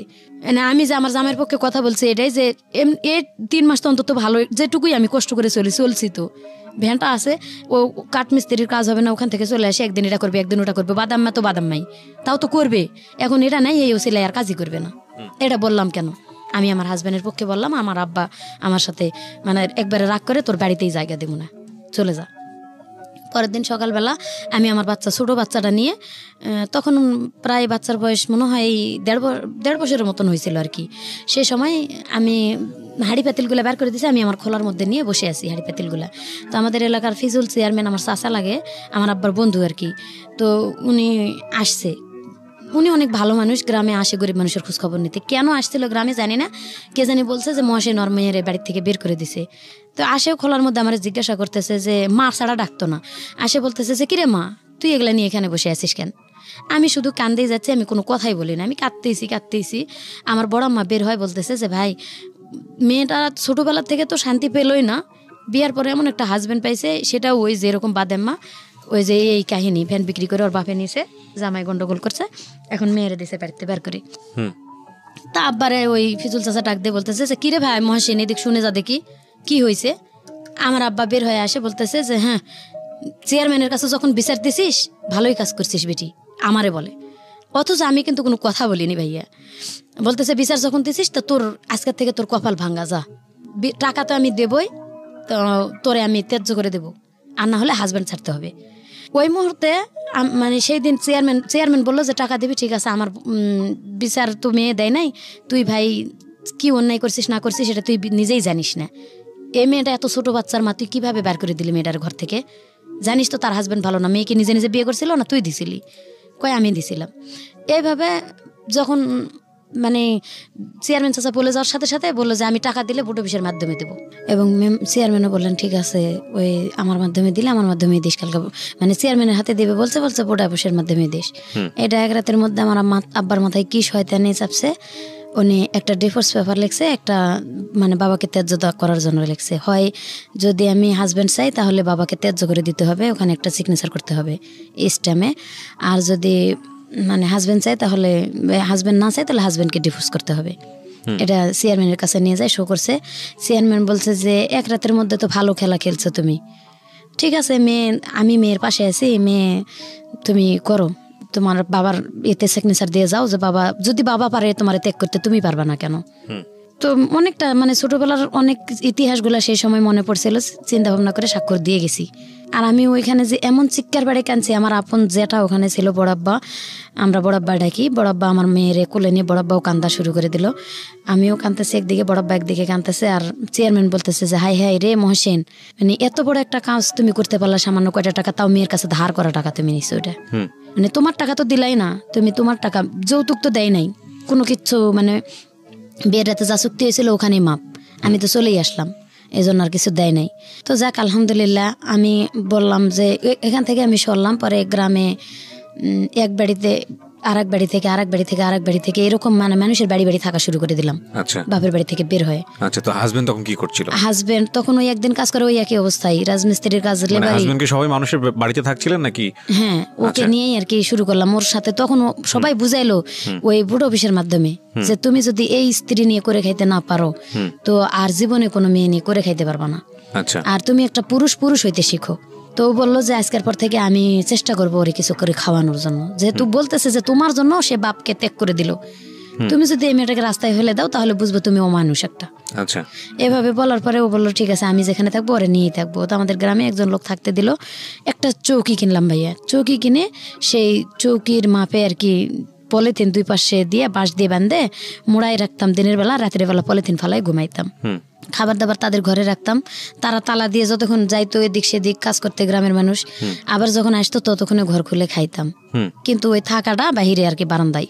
আচ্ছা, এভাবে থাকতে শুরু করলাম। কিন্তু 2-4 দিন কাজ করে আর করে না, 2-4 দিন কাজ করে ওই একই অবস্থায় চলতে লাগলো। এভাবে মানে আমার আব্বা মানুষের কাছে শুনে কয় এই মেয়ের কপালে অনেক দুর্গতি আছে। মানে হাজবেন্ডকে আমি বললাম যে ভাই তুমি এখনো দেখো এই কথাগুলা তোমার শরীরে কি হিট করে না, এগুলা হিট করেও তো তুমি কিছু করতে পারো। এইভাবে বলার পরে যাই হোক ওখান থেকে মানুষের বাড়ি থেকে থাকতে থাকতে এখানে প্রায় 3 মাস থাকলাম আর কি, একই অবস্থায়। সে কাজ করে না দেখে বাবা এই ধরনের ভাষা ইউজ করে, বললাম যে এখান থেকে আমি সরে চলে যাব, ভাই তুমি যদি তোমার এলাকায় নিয়ে আমারে করে খাইতে পারো। আর ওই ভগ্নিপতিরে আর কি ফোন দিলাম, ফোন তো না খবর দিলাম, তখন ফোন ছিল না, মানুষের দিয়ে খবর দিছি যে জোলা ভাইয়ের একটু আসতে বললেন, যদি মানে আমারে নিয়ে এভাবে সে যদি চেক দিতে পারে, বলছি যে আমার সালানা বাদ দিলে আমি দেব। তো উনি যদি আমার জায়গা দেয় আমি ওনার ওখানে যাই থাকবো। ওনার ওখানে বাড়িতে যাই থাকা শুরু করে দিলাম। ওনার উঠানে ঘর করে দিল একটা টিনের, এবং তুই যদি প্রাইভেট পড়ে কিছু চালাইতে পারস তাহলে এখানে কিন্তু টাকাটা জমা হইতে ছেড়ে দিয়ে জায়গা কিনে বাড়ি করতে পারবি। তো যাক দিল ভাই আলহামদুলিল্লাহ আমি এভাবেই করবো। ওনার উঠানে থাকে আমি গ্রামের বাচ্চাদেরকে প্রাইভেট পড়া শুরু করে দিলাম। যখন প্রাইভেট রেজাল্ট দেখা গেল যে প্রাইমারি স্কুলের ছাত্রদেরকে ভালোই পড়াইতে পারতেছি, তো ওখান থেকে আমি একটা পাইলাম, শিশু শ্রেণী স্কুল চালাইলাম, ব্রাক শিশু শ্রেণী স্কুল চালানো শুরু করলাম, এবং পাশাপাশি বাচ্চাদেরকে প্রাইভেট পড়ানো। এইভাবে আমি একটু পজিশনে উঠা শুরু করে দিলাম। তখন আমি করলাম যে আমার জায়গা কিনতে হবে। ওই যে লাইফের এখান থেকে শুরু, আমি মানে জায়গা কিনলাম, পরে মানে কিস্তি উঠায় অর্ধেক টাকা দিয়ে জায়গা নিলাম। এখানে 3 বছর ঘর করে থাকলাম, আমার হাজব্যান্ড কোনো রকম হেল্প করলো না আমারে। তো যখন আস্তে আস্তে 3 বছর পার হয়ে গেল, কিন্তু জায়গা রেজিস্ট্রি হয় না, আমার হাজব্যান্ড গুরুত্বও দেয় না, আমার খরচপাতিও দেয় না, আমি বাচ্চা নিয়ে নিজেই চলতে পারি না, কিস্তি চালাইতে পারি না। এভাবে মানে বেতন তখন কম শিশু শ্রেণীর, মানে কোরআন শরীফ পড়াইতাম গ্রামের বাচ্চাদেরকে, তারা ঠিক মতো বেতনও দিতে চাইতো না। পরে মানুষের বাড়িতে ধান সিদ্ধ করা শুরু করে দিলাম, যে সিজনারি একটা ধান সিদ্ধ করলে তারা একটা করে কাপড় দেয়, 2 বাড়িতে করলে 2টা কাপড় দেয়, কিন্তু এক সিজনে 2 বাড়িতে করা যায় না, এক বাড়িতে করলাম, এবং স্কুল চালাইয়ের মধ্যে আবার সবকিছু করা শুরু করে দিলাম। এরকম করে জায়গাটুকু যেভাবে আটকাইলাম, 3 বছর পরে ওনারা জায়গাটা আরেকজনের রেজিস্ট্রি দিল। ওই জায়গা ওখান থেকে রেজিস্ট্রি দেওয়ার পর আঘাতের পর আঘাতই পাচ্ছি ভাই। আমার বাপের বললাম একটু হেল্প করতে, আমার বাপ কোনো হেল্প করলো না। তো ওখান থেকে আবার ওই জায়গাটা যখন ওরা ফেরত বা আরেকজনের রেজিস্ট্রি দেয়, আমি তাদেরকে গ্রামের মাধ্যমে একটা বিচার দিলাম যে আমারে না বলে কেন জায়গাটা অন্য কারোর রেজিস্ট্রি দেওয়া হলো, যখন আমি ঘর করে থাকতেছি এখানে, সেটা বেড়া দিয়ে ঘর করেছিলাম। তো ওখানে আমার ছোট মেয়েটা পেটে আসলো, ছোট মেয়ে পেটে থাকাকালীন আমি মানে বাচ্চা পেটে নিয়ে আমি কোথাও যাবো না যাবো, 1টা বছর আবার ওরা থাকতে সময় দিল। এই 1 বছর আমার হাজব্যান্ডের অনেক বুঝাইলাম যে ভাই তুমি আর একটু কিছু করো, যাতে জায়গা, আমি কেবল তো একটু পজিশনে আসছি। তো তখন ও চুরি চামারি করা শুরু করে দিল আবার আমার হাজব্যান্ড। যার কারণে কারেন্টের পোল থেকে, কারেন্টের তার থেকে, সরকারি টিউবওয়েল, এলাকার মানে যত কিছু আছে ভাইয়া, না বললে আপনি বুঝবেন না আমার মানে আমি কোথা থেকে আঘাত পাই, কোথায় আসছি। মানে যা আছে চারপাশে যা পাচ্ছিল সব চুরি করছে, সব চুরি করা শুরু করে দিল। তো ওরা আমি বলতাম আপনার বাবার অভ্যাসের কিছুটা ওনার মধ্যে চলে আসছে। তখন আমি এক অত্যাচার থেকে আরেক অত্যাচারে চলে আসলাম, এবং আমার 2টা বাচ্চা, তখন আমি পারি না কিস্তি চালাইতে। এভাবে যখন চুরি চামারি শুরু করে দিল, আমি না করে দিলাম যে ভাই তুই এটা করিস না। আমি ওর এক কথায় ওর কামাই খাওয়া বন্ধ করে দিলাম, তুই তোর মতো থাক, আমি আমার মতো থাকি। আমি আমার বাচ্চাদেরকে নিয়ে আমি ধান সিদ্ধ করেই খাই বা এটা ওটা করে আমি আমার বাচ্চা 2টা মানুষ করবো। কিন্তু তোরা আমি ডিভোর্স, কি কারণে তোরা ডিভোর্স করবো না? আমার বাপেরে আমি কিন্তু ত্যায্য করে দিয়ে এসছি তোর কারণে। এই মানে প্রসঙ্গটা ধরে আমি কিন্তু আর ডিভোর্স করতেছি না। আর বাচ্চা আমি এখান থেকে বাদ হয়ে গেলে আমার অন্যখানে বিয়ে হতে হবে। আমি যার কারণে আমি এখান থেকে বের হতে পারতেছি না। তুই তোর মতো থাক, তুই বিয়ে শাদী করে সংসার করলে কর। এভাবে আমি বাচ্চা 2টা নিয়ে গ্রামে থাকা শুরু করে দিলাম। তারপরে আরো 1 বছর পরে আমি ওই জায়গাটা বাদ দিয়ে আমি আর 7% জায়গা কিনলাম। তখন আমার বাবারে ডাকলাম যে আমার জায়গাটা রেজিস্ট্রি করে দিতে। এই সম্পর্কে আমি জানি না। ওই ভগ্নিপতি যে বাড়িতে বের করে দিল তারেও ডাকলাম, যেহেতু আমি জায়গাটুকু নিলাম কষ্ট করে, রেজিস্ট্রি করে দিল। তারা বলতেছে যে তুই তোর হাজবেন্ডের নামে দিস না। তো আমি ওর নামে দিলাম এই কারণে, যদি আমি আগে মারা যাই ও কোথায় থাকবে, ওরাতে আমি বাদ দিতে চাচ্ছি না। আমার বাবার উপর টিকা দিয়ে আমি ওরে নিয়ে করে খাইতে চাচ্ছি। ও যা মনে তাই করুক, ওটা ও খাবে, আমারটা আমি খাবো। তখন আমি কিস্তি উঠাইলাম, উঠায় 7% জায়গা কিনলাম। কিনে বাড়ি করলাম। ওইখানেও আবার মাঠের থেকে মাটি ঢয়ে, নিজে মাথায় করে মাটি ঢয়ে ঘর করলাম, 2টা মাটির ঘর করে এখানে থাকা শুরু করে দিলাম। কিন্তু আমি যখন ঋণ হয়ে গেল, জায়গা অনেক 2-3টা সমিতি থেকে কিস্তি উঠাইছি, আমি আর কুলাইতে পারতেছি না। ঘর করার পর আমি আর গ্রামে থাকতে পারলাম না। এ বাড়ি ও বাড়ি থেকে চাল ধার করে খাওয়া শুরু করলাম, ধার করেও আর কুলাইতে পারতেছি না। মানে একেবারে ঋণের বোঝা আমার বেশি হয়ে যাইতেছে। তখন আমি ঢাকা চলে আসলাম, যে আমি ঢাকা চলে যাব। গ্রামের মানুষের কাছে, এর কাছে ওর কাছে 200-100 টাকা ধার নিলাম, যে 100-100 করে ধার দেন। আমার খালাতো মামাতো ভাই, মানে তখনও আমার জামাই খুব হাত মারধর করতো আমারে, খুব প্রচুর। তখন আরো বেশি হলো। ওই যে কাজগুলো করে আমি করতে দেব না, যার কারণে আমার বেশি অত্যাচার শুরু করে দিল। কিন্তু যখন আমি এই যে বিপদে পড়ে গেলাম, যে আমি কিস্তি চালাইতে পারতেছি না, মানুষের কাছে মুখ দেখাইতে পারতেছি না, দোকানে বাকি, বাচ্চা 2টা তখন ছোট। তো বড় মেয়ের বয়স 5.5 বছর, 8.5 বছর, ছোট মেয়ের বয়স 3.5 বছর। তখন বড় মেয়ে মোটামুটি ভালো পজিশনে লেখাপড়া করতেছে, ক্লাস 5-এ। দেখতেছি রেজাল্ট ভালো, কিন্তু আমি পারতেছি না আর কুলাইতে। তখন আমার কিছু করতে হবে বাচ্চা মানুষ করতে গেলে। আমি এই যে ঢাকা চলে আসলাম গ্রামে, আমার বাপের বাড়িতে এসে বাপেরে বলি নাই যে আমি ঢাকা যাব। গ্রামে খালাতো চাচাতো মামাতো ভাইদের কাছে 100-100 করে টাকা, ওর বাড়ির থেকে সবাই 2 কেজি করে চাল আমার নিজের থেকে দিল, এটা নিয়ে যাও গ্রামে, যাই তুমি ঢাকা শহরে চাকরি করো। যেদিন আমি ঢাকা চলে আসবো সেদিন ওর বাবা চলে আসলো, আমিও যাব এবং আমি ওখানে যাই রিক্সা চালাবো, ভালো হবে আরো আমার জন্য। নিয়ে চলে আসছে আমার সাথে করে। 1 মাস বসে থাকার পরে পরিচিত হলো জায়গাগুলো, হওয়ার পরে ও রিক্সা চালা শুরু করে দিল। আমি ওর টাকা থেকে 500 টাকা একদিন কিস্তি দিছি বাড়িতে, আমার মেয়ে না খায় আছে শুনে। তখন আমার আম্মা আবার সন্তান নিবে না, আমার আম্মা আগের থেকেই কোনো দিন দায়িত্ব নিতে চান, আমি নিজেই চলতে পারি না, আমারই অসুখ, এই সেই, আমি সন্তান নেব না। আমি বলছি আমি ঢাকা যাই, একটু পজিশনে উঠি, আমি বাচ্চা 2টা নিয়ে যাবো, মা তুমি খালি অল্প কটা দিন দেখো। এভাবে জোর করে রাখে চলে আসছি, চুরি করে আসার মতো। তখন ওর বাবা চলে আসলো। আমি বললাম যে তুমি যখন আসছো ভালোই হয়েছে, আমার বাচ্চা 2টা আমি কেন ওদের কাছে ফেলে রাখবো, ওরা তো দেখশুন করবে না সেরকম করে। আমার ছোট ভাইয়ের বিয়ে হয়ে গেছিল তখন, ভাই বউ আরো বেশি মানে করতো, রাগারাগি করতো, দেখতে পারবে না, মারধর করতো এক কথায় বাচ্চা 2টারে। যার কারণে একটু খাওয়া কম বেশি হলে মানে বকাবকি করতো।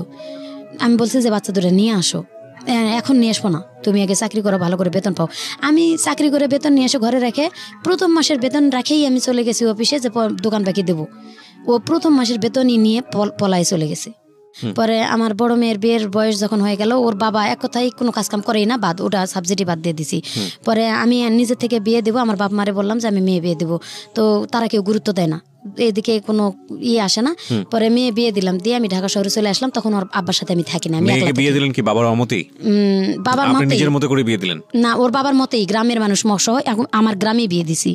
গ্রামের ছেলে একটা প্রস্তাব দিছে, গ্রামের মানুষই আমাদের বললো কি ওর বাবা যেহেতু ভালো না, এত ভালো ছেলে পাইছো, বিয়েটা দিয়ে দাও। গ্রামে বিয়ে দিয়ে দিলাম ঠিকই। তো ছেলে সেদিন বলছে আমি একটা পয়সাও কোনো দেনমোহর নেব না, কোনো টাকা পয়সা কিচ্ছু নেব না, তবে যৌতুক নেব না। আমি মানে 50,000 টাকা দেনমোহর হিসাবে আর কি এটা করলো, যেহেতু যৌতুক নিবে না, গ্রামেরই ছেলে, গ্রামের মানুষ, তার স্কুলের মাস্টার এবং মাতবররা সবাই আছে, বিয়েটা দিয়ে দেওয়া হলো। দিয়ে দেওয়ার পরে 1 বছর পরে জামাই চাপ দিতে শুরু করলো 50,000 টাকা নিবে। তখন আমি 30,000 টাকা পর্যন্ত দিছিলাম, আর বাকি 20,000 টাকা আমি দিতে পারি নাই। আমি মানে চলতে পারতেছিলাম না ঢাকায়ও, আমি অনেক কষ্ট হয়ে গেছে। ওর বাপের তখন আমি ডিভোর্স করে দিছি অলরেডি, ওর বাপের ডিভোর্স করে দিছি। ওর বাপের কাছে আমি মারধর করতে ঢাকায় এসে দেখে আমি তার ডিভোর্স করলাম যে আমি চাকরি করতেও পারতেছি না, আমার যদি হাত পা ভাঙে থাকে আমি খাবো কি। তো ওর মারও খাবো না, ওরা ডিভোর্স করে দিলাম, তুই যা। বাড়িটা যাই বিক্রি করে দিলাম। আমার মেয়েও বলতেছে যে আমার ভাত নষ্ট হয়ে যেতেছে তোমার কারণে, তুমি টাকা না দিতে পারলে। তো যাক বাড়িতে যাই, মেয়ের বাড়িটা বিক্রি করে দিলাম। আমার আব্বারেও জিজ্ঞাসা করি নাই আমি তখন, মানে লাস্টের দিকে এসে আমি আর পারতেছিলাম না, আমি নিজের থেকে বিক্রি করে দিই যাতে সন্তানের ঘর না ভাঙে।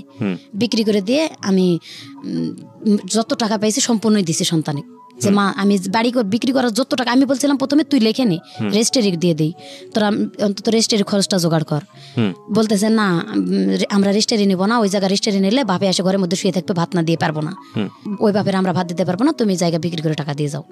বিক্রি করে তখন গ্রামের মানুষের মাধ্যমে জমি লেখে নিয়ে দিয়ে আসলাম বন্ধক, মেয়েরে 70,000 টাকা দিয়ে জমি দিয়ে গেলাম। আমি এ টাকা নিবো না, দেখবো না, তোমার একটা বোন আছে তুমি পারলে তারে দেখো। আমি কোথায় যাবো না যাবো আমি নিজেও জানি না, মানে ওই সময় তো আমি নিঃস্ব হয়ে গেলাম, অনেক কষ্টে জায়গা কিনলাম, স্বামী ডিভোর্স করলাম এবং জায়গা বুঝতে পারছি সেটা। হ্যাঁ, তারপর কি হলো? এই জন্য আমি বলছি যে আমি কোথায় যাবো না যাবো, তুমি তোমার বোনকে একটু দেখো। ওখানে রাখে চলে আসলাম। বোন মানে আপনার ছোট মেয়েটা? হ্যাঁ, ছোট মেয়ে রাখলাম। ও ছোট মেয়ে ওর শাশুড়ি নাকি ক্যাটক্যাট করে ঝগড়া অশান্তি করে রাখলো না, ওর বাবার কাছে দিল। আর ওর বাবার কাছে দেওয়ার পর আমি ঢাকা থেকে কিছু টাকা পাঠা শুরু করলাম, 1,000-1,500 করে টাকা পাঠাতাম। আমি গার্মেন্টসে চাকরি করতাম, আরো আগে থেকে তো গার্মেন্টসে চাকরি করি, আরো 7 বছর 8 বছর আগে থেকেই বললাম যে জায়গা নিয়ে পরের থেকে চাকরি শুরু করে দিছি। তো গার্মেন্টসে চাকরি করে টুকিটাকি টাকা দিতাম, ব্যাচেলার মেয়েদের সাথে থাকা শুরু করলাম এবং বাড়িতে টাকা দিলাম। কিস্তিগুলো শোধ হয়েছিল না, ওই কিস্তিগুলাই আর কি বাকি ছিল, কিছুটা বকেয়া কিস্তিও দিতেছি। বিকাশে টাকা পাঠায়, ওই ফোন থেকে টাকা উঠে মেয়েরে মারধর করে বার করে দেয়। আবার ওখান থেকে মেয়ে একা একা চলে আসছে আমার বাপের বাড়িতে। আমি সেই মুহূর্তে আর কি বিদেশ চলে গেলাম। বিদেশ চলে গেলে যাওয়ার সিদ্ধান্তটা নিলেন কিভাবে? যাওয়ার সিদ্ধান্ত নিলাম, আমি আমার পাশের অপারেটর, আমি সবসময় কান্দাকাটি করতাম, মনের অবস্থা ভালো ছিল না, যা মানে চাকরি করতে পারতাম না ডাইরেক্ট। আমি সাবকন্ট্রাক্টে কাজ শুরু করে দিলাম। আমি আজকে ও শরীর অসুস্থ থাকে অথবা কালকে সারা রাত ঘুমাইতে পারি না টেনশনে, এই জায়গাটা বিক্রি করলাম, এত কষ্টে কিনলাম, আর অতীতের এইগুলো মনে করে আমি চাকরি করতেই পারি না। সাবকন্ট্রাক্টে কাজ শুরু করলাম। সাবকন্ট্রাক্টে আজকে একখানে কালকে একখানে, এখানে কাজ করতে করতে আমি বিদেশ চলে যাব। পরে বিদেশ যাওয়ার পরে এখান থেকে এরা বললো কি যে তোমার পাসপোর্ট করতে হবে এবং নিজের এই মেডিকেলটা করতে হবে। পাসপোর্ট এবং মেডিকেল নিজের করলাম, এটা নাকি অফিস পায় নাই, দালাল খাইছে। যাই হোক, আমার ঘরে টিভি আর এলইডি ছিল এবং মিসেপ ছিল, এটা বিক্রি করে আমি এটা করছি আর কি। কত টাকা দিয়ে আপনি বিদেশ গেলেন? প্রায় 20,000 টাকার মতো খরচ হলো। কোন দেশে গেলেন? এটা সৌদি আরব চলে গেলাম। প্রথম জীবনে সৌদি আরব চলে গেলাম। আচ্ছা, কত সালের দিকে এটা? এটা 2015-তে।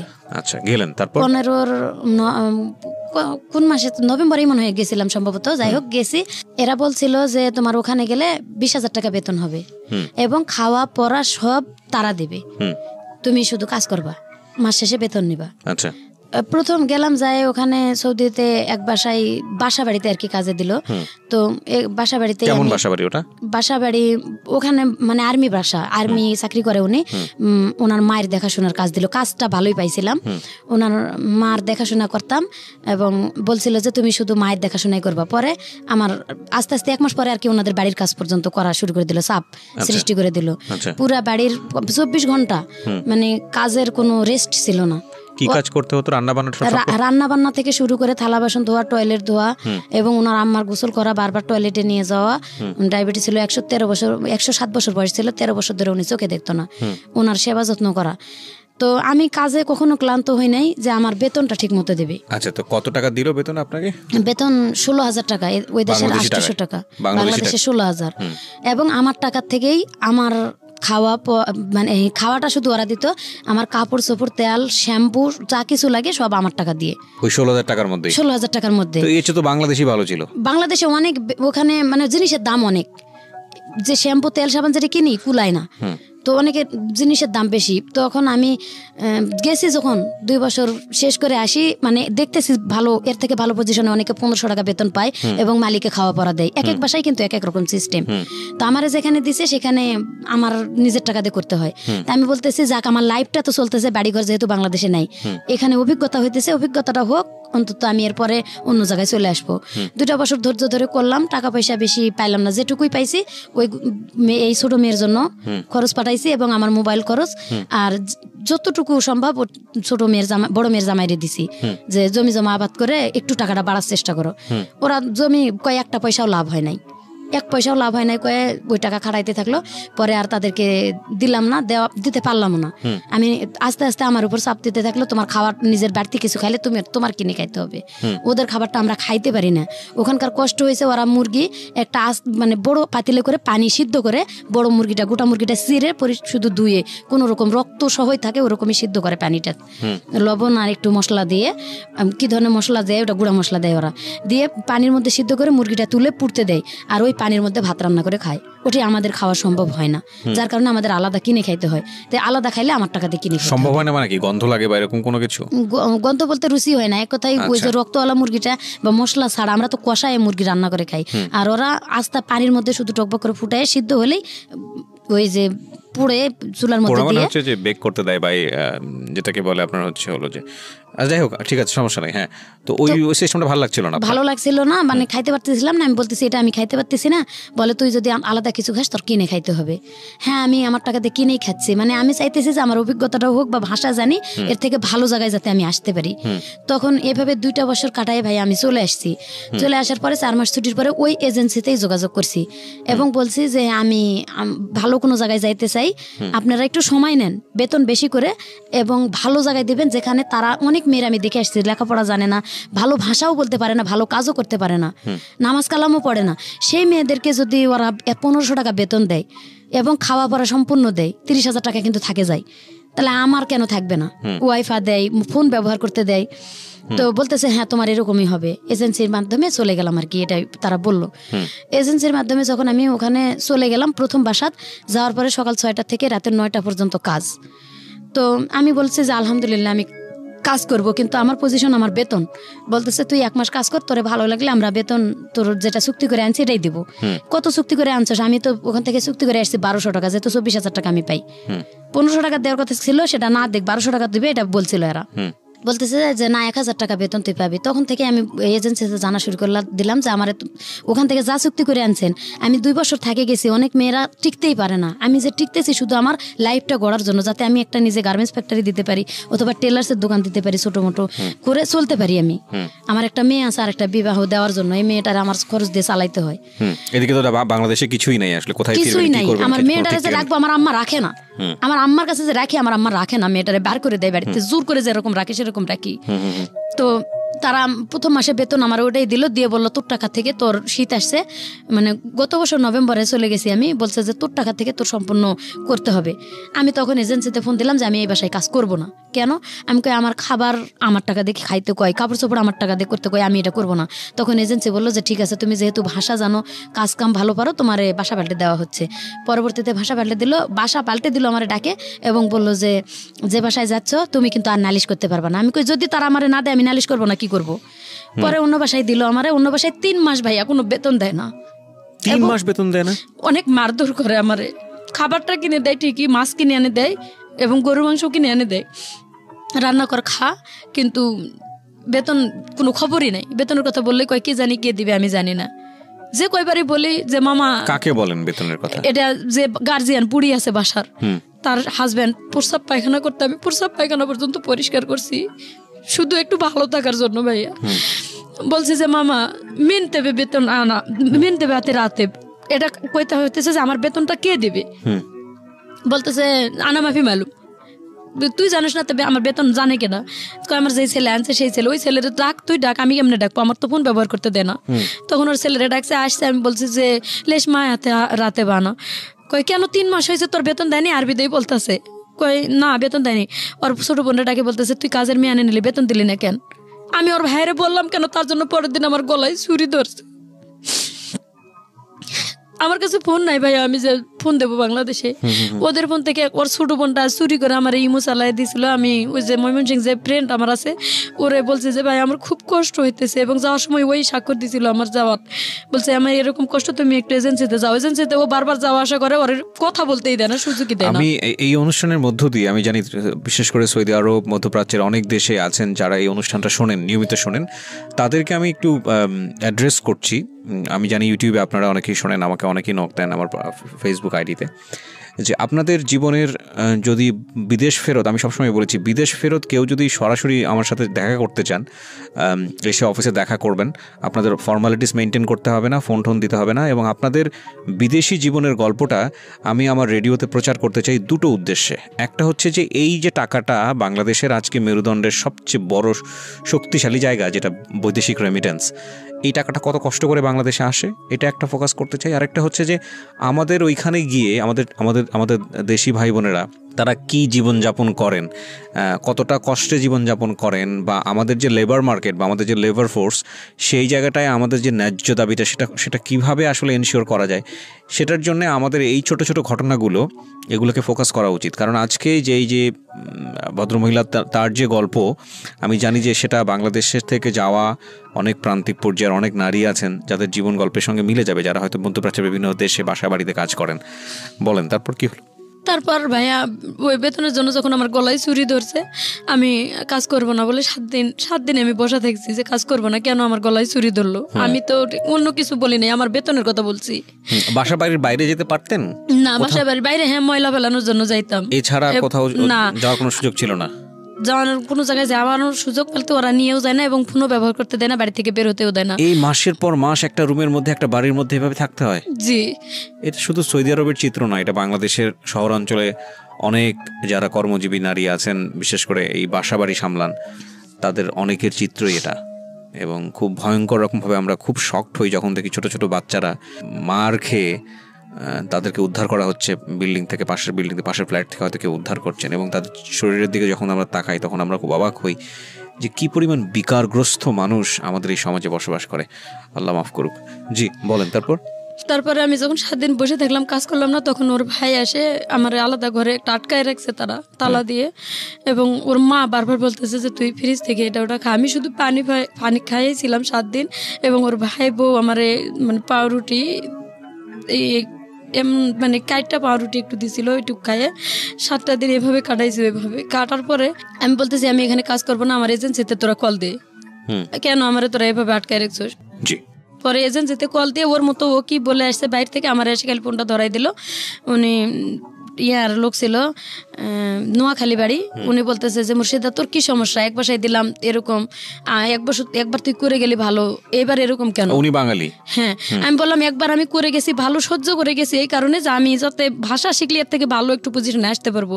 আর আমি বলেও আসছি যে আমি দেখছি অনেক মানুষ যারা ভালো মানুষ, আমার কপালেই কি এরকম শুধু পড়ে, এই কথাটা বললাম। বলতেছে যে বোন এখানে আসলে হয়তো তোর এজেন্সি মারধর করবে, তুই এখানে না আসে ওরা আরেক বাসায় তোরে দিতে চাই, তুই দেখ আরেক বাসায় যদি ভালো হয় সেখানে করবি। বাট আপনি বললেন না যে আপনাকে 3 মাস যাবত স্যালারি দেয় না? বলছি হ্যাঁ, আমার স্যালারি দেয় না, কয় যে তোর স্যালারি দিয়ে তোরে দিয়ে আসবে। তা আমি বললাম আমার স্যালারি হাতে দিয়ে আমারে দিয়ে আয়। স্যালারি দিল না, এবং রাত্রে দিয়েও আসলো না, রাত্রে সারা রাত ওখানে রাখলো, রেখে পরের দিন সকালবেলা আমার ফোন কিন্তু যাওয়ার সাথে ওনারা নিয়ে নিছে। পরের দিন ওনার ছোট ভাই আসছে বেড়াইতে, ওনার ছোট ভাইয়ের গাড়িতে উঠায় আমার পাঠাই দিল, আমার ফোনও দিল না। এবং আমার যে কাপড় চোপড়গুলো আমি নিয়ে গেছি, আমার ব্যাংকের চেক বই টই নতুন করে চেক নিয়ে গেছিলাম যে আমি আগের বার তো যা করছি এবার ব্যাংকের টাকা জমা বন্ধ, তো মেয়েটার জন্য কিছু করব। সেই ব্যাংকের চেক তারা নিয়ে গেছে, সব কিছু মানে কোনো কিছু রাখে নাই, মোবাইলের সিম যত সব খুলে নিছে। 3টা সিম ছিল আমার কাছে, 3টা সিম ওই নিয়ে গেছে ওরা। নিয়ে যাওয়ার পরে আমি ওখান থেকে মানে পরের দিন ওর ভাই ছোট ভাই নিয়ে আর এক মেজো ভাইয়ের বাসায় নিয়ে আমার থুয়ে দিল। তার বউ আমি যাই কান্দাকাটি করলাম, আমার খাওয়া দেয় না, এতদিন ধরে আমি না খাইছি, খাইতে দিল, খাইয়াও বললো তার বাড়ি অপরিষ্কার, পুরা বাড়ি। সৌদিয়া মহিলারা ভাই এত খারাপ, আমাদের বাংলাদেশি মহিলারা এতটা খারাপ না যে ও তো কষ্ট করে আসছে। পুরা বাড়িটা ধোয়া, একবারে ছাদ থেকে নিচতলা পর্যন্ত ধোয়াইলো, বাড়ির ঘর থাল বাসন রান্নাঘর বক্স যা ছিল সব পরিষ্কার করাইলো। করানোর পর কয় কি তুই তো সুন্দর কাজ করতে পারিস, মিয়া কাজ তোর, তো তোর এরকম করলো কেন, বেতন দিল না তোর? আমি আমার মায়ের বাসায় কাজে দেবো, তুই যাবি? আমি কই মায়ের বাসা আর বোনের বাসা বুঝি না, আমি এসে কাজ করতে, আমার মাস শেষ হবো বেতন দিব, এই বাসায় দিলে আমি যাবো যে কোনো বাসা। 30 তারিখ যেদিন আসবে আমার বেতন দিব, 31 তারিখ পড়বে আমি কাজ করবো না বেতন না দিলে। তখন বলতেছে যে তোর কোনো সমস্যা হবে না, আমার মায়ের বাসায় আমি দেবো। 3 দিন ওখানে রাখলাম, ওর মা আসার খবরই নেই। তখন 3 দিনের দিন আমি নিজে পুলিশের কাছে ধরা দিলাম। মানে সকালবেলা আমার মনে করছে যে আমি যাবো না, বাইরে তালা রাখে খুলে রাখে, ওর হাজব্যান্ড কাজে গেছে চাকরিতে, আর্মি চাকরি করে। আমি চলে গেছি পুলিশের কাছে, পুলিশের কাছ থেকে যে আমার আনছে কয় অফিসে দিয়ে আসতেছি এখনই, এই কথা কয়, অফিসের কথা কয়, আমার পুলিশের কাছ থেকে নিয়ে আসে বাসায় এসে বলতেছে যে কি লাভ মুর্শিদা, দেখ আমরা নিয়ে আসছি আবার, এখন যদি তোরে সারা জীবন আটকায় রাখি বেরোতে পারবি না। আচ্ছা, তখন তখন আমি বললাম যে তোদের যদি মানবতা থাকে তো তোরা আমার আটকাবি না, আমি তোদের কি অন্যায় করছি? আমি তো তোদের বাসার কাজের মেয়ে না, তোরা আমার কালকা খাটাইছো, 3.5 দিন ফিরি রাখতেছস, আমি আসি। এতদিন হয় আমার বাংলাদেশে যোগাযোগ করতে দিস না, আমার সন্তানটা কোথায় আছে আমি খোঁজ খবর নিতে পারতেছি না। এভাবে যখন বললাম তখন ওর বউ কইতেছে যে ওর সাথে রাগারাগি করিস না, আমি আমার মায়ের কাছে দিয়ে দিমু। ওর মা আসলো, সামনাসামনি কথা হলো, আমার সাথে চুক্তি করালো ওর মার যে 7 দিন ওর মা দেখবো আমারে, আমি যদি ঠিক মতো কাজ করতে পারি তাহলে আমারে তার বাসায় রেখে দেবো, আর যদি আমার তাদের ভালো লাগে আমি থাকবো। এভাবে চলে গেলাম 7 দিনের জন্য। 7 দিনের কাছে 15 দিন রাখলো। 7 দিন কাজ করে বলতেছে যে তুই মিয়া তোর কাজ ঠিক আছে, আর 7 দিন তুই দেখ যে আমাদের বাসায় কাজ করতে পারবি কিনা। ঠিক আছে, তাও দেখলাম। তখনও আমি বলতেছি যে আমার আগের 3 মাসের বেতনটা নিয়ে এসে দে। বলতেছে যে যদি আমরা তোর 15 দিন পর নিয়েই উকালা করে তাহলে তোর ওই বেতন এনে দিয়ে তোরে নিম। আচ্ছা 15 দিন চলে গেল। সেদিন বলতেছে যে আজকে তোর 15 দিন হয়ে গেছে, আজকে থেকে তোর বেতনের শুরু, তুই কাজ করবি, আমরা উকালা করে নিতেছি। উকালা নিতেছিস, আমার বেতন এনে দে। আমরা জানি না কি অবস্থা, দেখেন কোন পজিশনে আমি আছি। ফোন দেওয়ার তো যোগাযোগই নেই, নাম্বারও দেয় না, ফোনও দেয় না। বলে কি যে আমরা জানি না। আচ্ছা তোরা জানিস না, কে জানে আমার ওই বেতন কে আনে দেব? তখন আমি আর কিচ্ছু না বলে কান্দে কেটে কাজ করা শুরু করলাম। কাজ করতেছি, ওই 7 দিন পর ওই যেই মেয়ের জামাই আর যার ছেলে আর কি শ্বশুর বাড়িতে দিল, ওই ছেলে আসছে এখানে শ্বশুর বাড়িতে, আমি আলাদা করে তার রুমে গেলাম। ওরা যায় যখন বললাম যে তোর মার বাসার বেতনটা তো আমি পাই নাই এখনো, আর ওদেরকে বললে ওরা গুরুত্ব দেয় না। তো ও মোটামুটি ভালো মানুষ ছিল, ওর সাথে সাথে ওর মার নাম্বার, মানে 3 মাস 4 মাস যাবত কি হচ্ছে, আপনার মেয়ে কোথায় আছে, কি অবস্থা কিছু জানেন না? কিছু জানি না আমি। কি ভয়ঙ্কর অবস্থা। পরে আমার আম্মা এদিকে বকাবকি করে শেষ করে দিতেছে, টাকা পয়সা পাঠায় না। আমি খারাপ মানুষ, আমার দেশে থেকে কুলাই নাই দেখে আমি বিদেশে গেছি। বলেন তারপর? পরে ভাইয়া আমি ওনারা বলার পরে উনি ওনার ছোট ভাই চাকরি করে পুলিশের ওখানেই, ওনার ভাইয়ের ফোন দিল, দিয়ে ওনার ভাই চলে আসলো ওনার কাছে আর কি। ভাই যায় দেখা করে 2 মাসের বেতন দিল আর কি। ওনার ভাই বলতেছে আমি 2 মাসেরটা দিতেছি আর আমার ছোট বোনের কাছে 1 মাসেরটা নিতে। তো ওই 2 মাসের বেতনটা আমার আনে দিল। দেওয়ার পরে আমি বললাম যে তুই আমারে দিলে আমি কই দিমু, তুই পাঠায় দে। তো ওই আবার আমারে নিয়ে ব্যাংকে চলে গেল ওর শাশুড়ির কাছে বলে যে আমি ওরে ব্যাংকে নিয়ে গেলাম। যাওয়ার পরে ব্যাংকে পাঠাইতে পারলাম না, আবার ঘুরে আসে ওর ভাইয়ের নাম্বারে পাঠাইলো, ওর ভাই আবার ওখান থেকে পাঠাই দিছে আমার বাংলাদেশের টাকাটা, ওই 2 মাসের বেতনটা। কিন্তু তাও আমি আমার মেয়ের সাথে কথা বলতে পারলাম না। টাকাটা যে পাঠাইছে আমি শুধু ওই যে আমার ওই ফ্রেন্ড আছে ময়মনসিং, ওর ইতে টাকাটা পাঠাইছি বিকাশে, এবং পাঠাইছি বলছি যে ভাই তুমি আমার মেয়ের খোঁজটা নিয়ে, আমার আম্মার আবার ইমো মোবাইল নাই, মানে আমার মেয়েরও নাই ছোটো মোবাইলগুলা। পরে আমি বলছি যে তুই একটু আমার মায়ের কাছে টাকাটা পাঠাইয়া বলিস যে আমার মায়ের দেখতে, আমি যতদিন নাইছি আমার মায়াটারে জানি তারা না ফালায়। ও যখন ফোন দিছে কয় তোমার মতন বন্ধু আছে যার বাপ মা লাগে না, তার তোমার কাছে যখন টাকা পয়সা পাঠায় সব টাকাই তোমার কাছে পাঠায়, তুমি সব আমাদের কাছে আসলে টাকা পয়সা দেয় না, যোগাযোগ করবে না দেখে, মানে টাকা দেবে না দেখে যোগাযোগ করে না, তাহলে তোমার সাথে কিভাবে যোগাযোগ করে? এই কথাটা বলার পরে বলছে বাড়ি থেকে বের করে দেবো। তখন ও আনে আমার মেয়েকে মাদ্রাসায় ভর্তি করে দিছে। মেয়ে মাদ্রাসায় থাকতে পারবে না। এখানে ওরা কি হয়েছে আমি ওইখানে কিছুই করতে পারতেছি না, ওইখানে আমি আমার ফোন বন্ধ। আবার গেছে এভাবে আরো 3 মাস, মানে ওই বুড়ি বাবার 3 মাসের বেতন আটকাই দিছে। আমার সুন্দর মতন বুঝাই কয় যে তোর 4 মাসের 5 মাসের বেতন একবারে পাঠাবি, তোর কাজে লাগবো। 5 মাস হয়ে গেছে বেতন দেয় না, যখন আমি কাজ বন্ধ করে দিয়ে আবার পুলিশের কাছে গেছি। আচ্ছা, তখন 5 মাসের বেতন পান? 5 মাসের বেতন আবার পাই নাই, মানে ওদের ওখানকার 1 মাসের আছে আর বুড়ির 4 মাসের, মোটে 5 মাসের বেতন হয়ে গেল। এই 5 মাসের বেতন না পাই আমি চলে গেছি যখন, তখন ওইখানকার 1 মাসের বেতনটা পুলিশের কাছে থাকাকালীন আনে দিল। এবং বুড়ির ছেলে আসে ওদের সামনে আমার 100 টাকা গিফট করে, বাংলাদেশে 2000 টাকা হয়, গিফট করে বলতেছে তোর ফোন আজকে তোর হাতে দেবো, ওয়াইফাই দেবো, নাহলে তোর সিম কিনে দেবো আমি পার্সোনাল আলাদা করে, তুই অল টাইম বাংলাদেশে যোগাযোগ করতে পারবি, এবং আমি তোর বেতন প্রত্যেক মাসে মাসে ক্লিয়ার করে দিব। আমি কই আগের 5 মাসের বেতনটা আমার দেও। বলতেছে যে তোর আগের 5 মাসের বেতন এই যে ওরা 1000 টাকা দিয়েছে আগের মাসেরটা, ওদেরটা, আর আমি আমারটা বাসায় যাই তোরে দিতেছি সব। এ টাকা নিয়ে বাসায় গেল, বাসায় যায় মানে দোকানে নিয়ে গেল, আমার দোকান থেকে কাঁচা বাজার যা যা লাগে আমি কি কি খাবো কিনে দিল সবকিছু। সেই দিনটা পুলিশের কাছ থেকে আর কি লিখে দিয়ে নিয়ে আসলো, নিয়ে এসে কিনে দেওয়ার পরে আমি আবার 1 মাস, ওই 3 দিন 4 দিন পর কই এই 2 দিন পরে দিতেছি, 1 দিন পরে দিতেছি, করতে করতে আবার 1 মাস কাজ করলাম ফুল তাদের বাসায়। আচ্ছা, আগের ওই 1 মাসের বেতনটা আমারে দিছে, কিন্তু এটা এই বেতনটা দেওয়ার কোনো খবর নাই। এভাবে আবার ওদের 5 মাসের বেতন জমলো। তো আগের 1 মাসের যে বেতন পাইছি আমি কুষ্টিয়ার এক ভাইয়া, আমি ময়লা ফেলতে আসে, ওই কুষ্টিয়ার ভাইয়ারে দিয়ে আমি পাঠাই দিছি যে ভাইয়া আমি আমার ইমো নাম্বারটা দিলাম আর টাকাটা দিলাম, মানে বিশ্বাস করে যদি তুমি পারো একটু হেল্প করো, আমি খুব কষ্টে আছি। ওই ভাইয়া বললো কি যে তোমার যখন ফোন দেয় না তাহলে আমি তোমার একটা অমুক টাইমে মোবাইল কিনে এনে দিয়ে দেবো, একটা সিম গোপনে তুমি এটা রেখে দেবা। ভাইয়াটা আমার হেল্প করছে। আমি গোপনে একটা ওনার টাকা দিয়ে আর কি আমি বলছি যে আমি বেতন এখান থেকে টাকা কাটে নিও ভাইয়া, নিয়ে আমার ফোন কিনে দিও। কয় আমি পুরুষ মানুষ হয়, যদি আপনি একটা বিপদে পড়া মেয়ের যদি টাকা নিয়ে ফোন কিনে দিই তাহলে আবার কেমন হলো।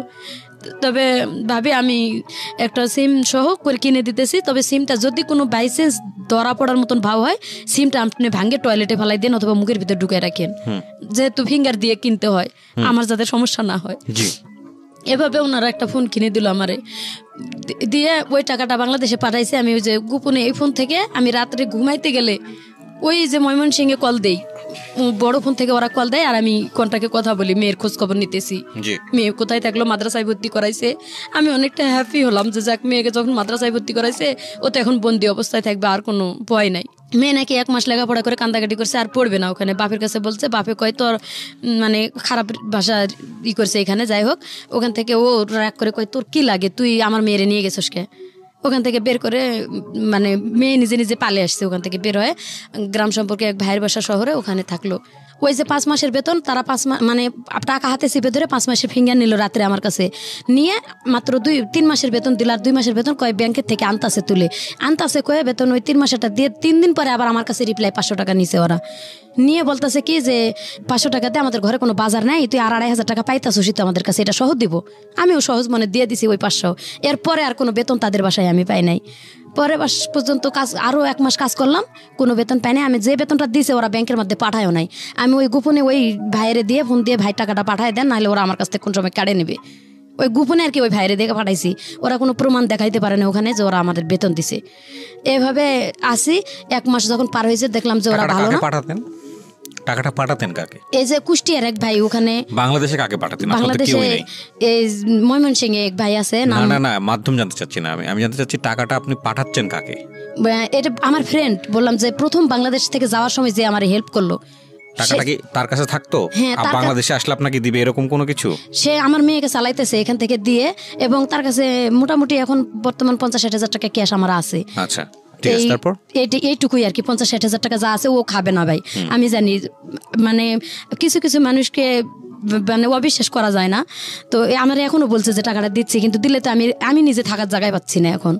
তো যাই হোক পরে ওইখান থেকে যখন পলায় আবার পুলিশ না, আমি বেতনের জন্য ঝগড়া করলাম যে আমি আর কাজ করব না। যখনই কাজ করবো না এই কথাটা বলা মাত্র আমার মায়েরা আটকায় দিয়ে ঘরের মধ্যে তারা মোবাইল টোবাইল কাড়ে নিয়ে গেল, যাতে পুলিশের কাছে আমি কল না দিতে পারি। 3 দিন পর্যন্ত আমার কোনো খোঁজখবর করলো না ওই রুমের ভিতরে। আমি খাই থাকলাম না মরে গেলাম না বাঁচে থাকলাম।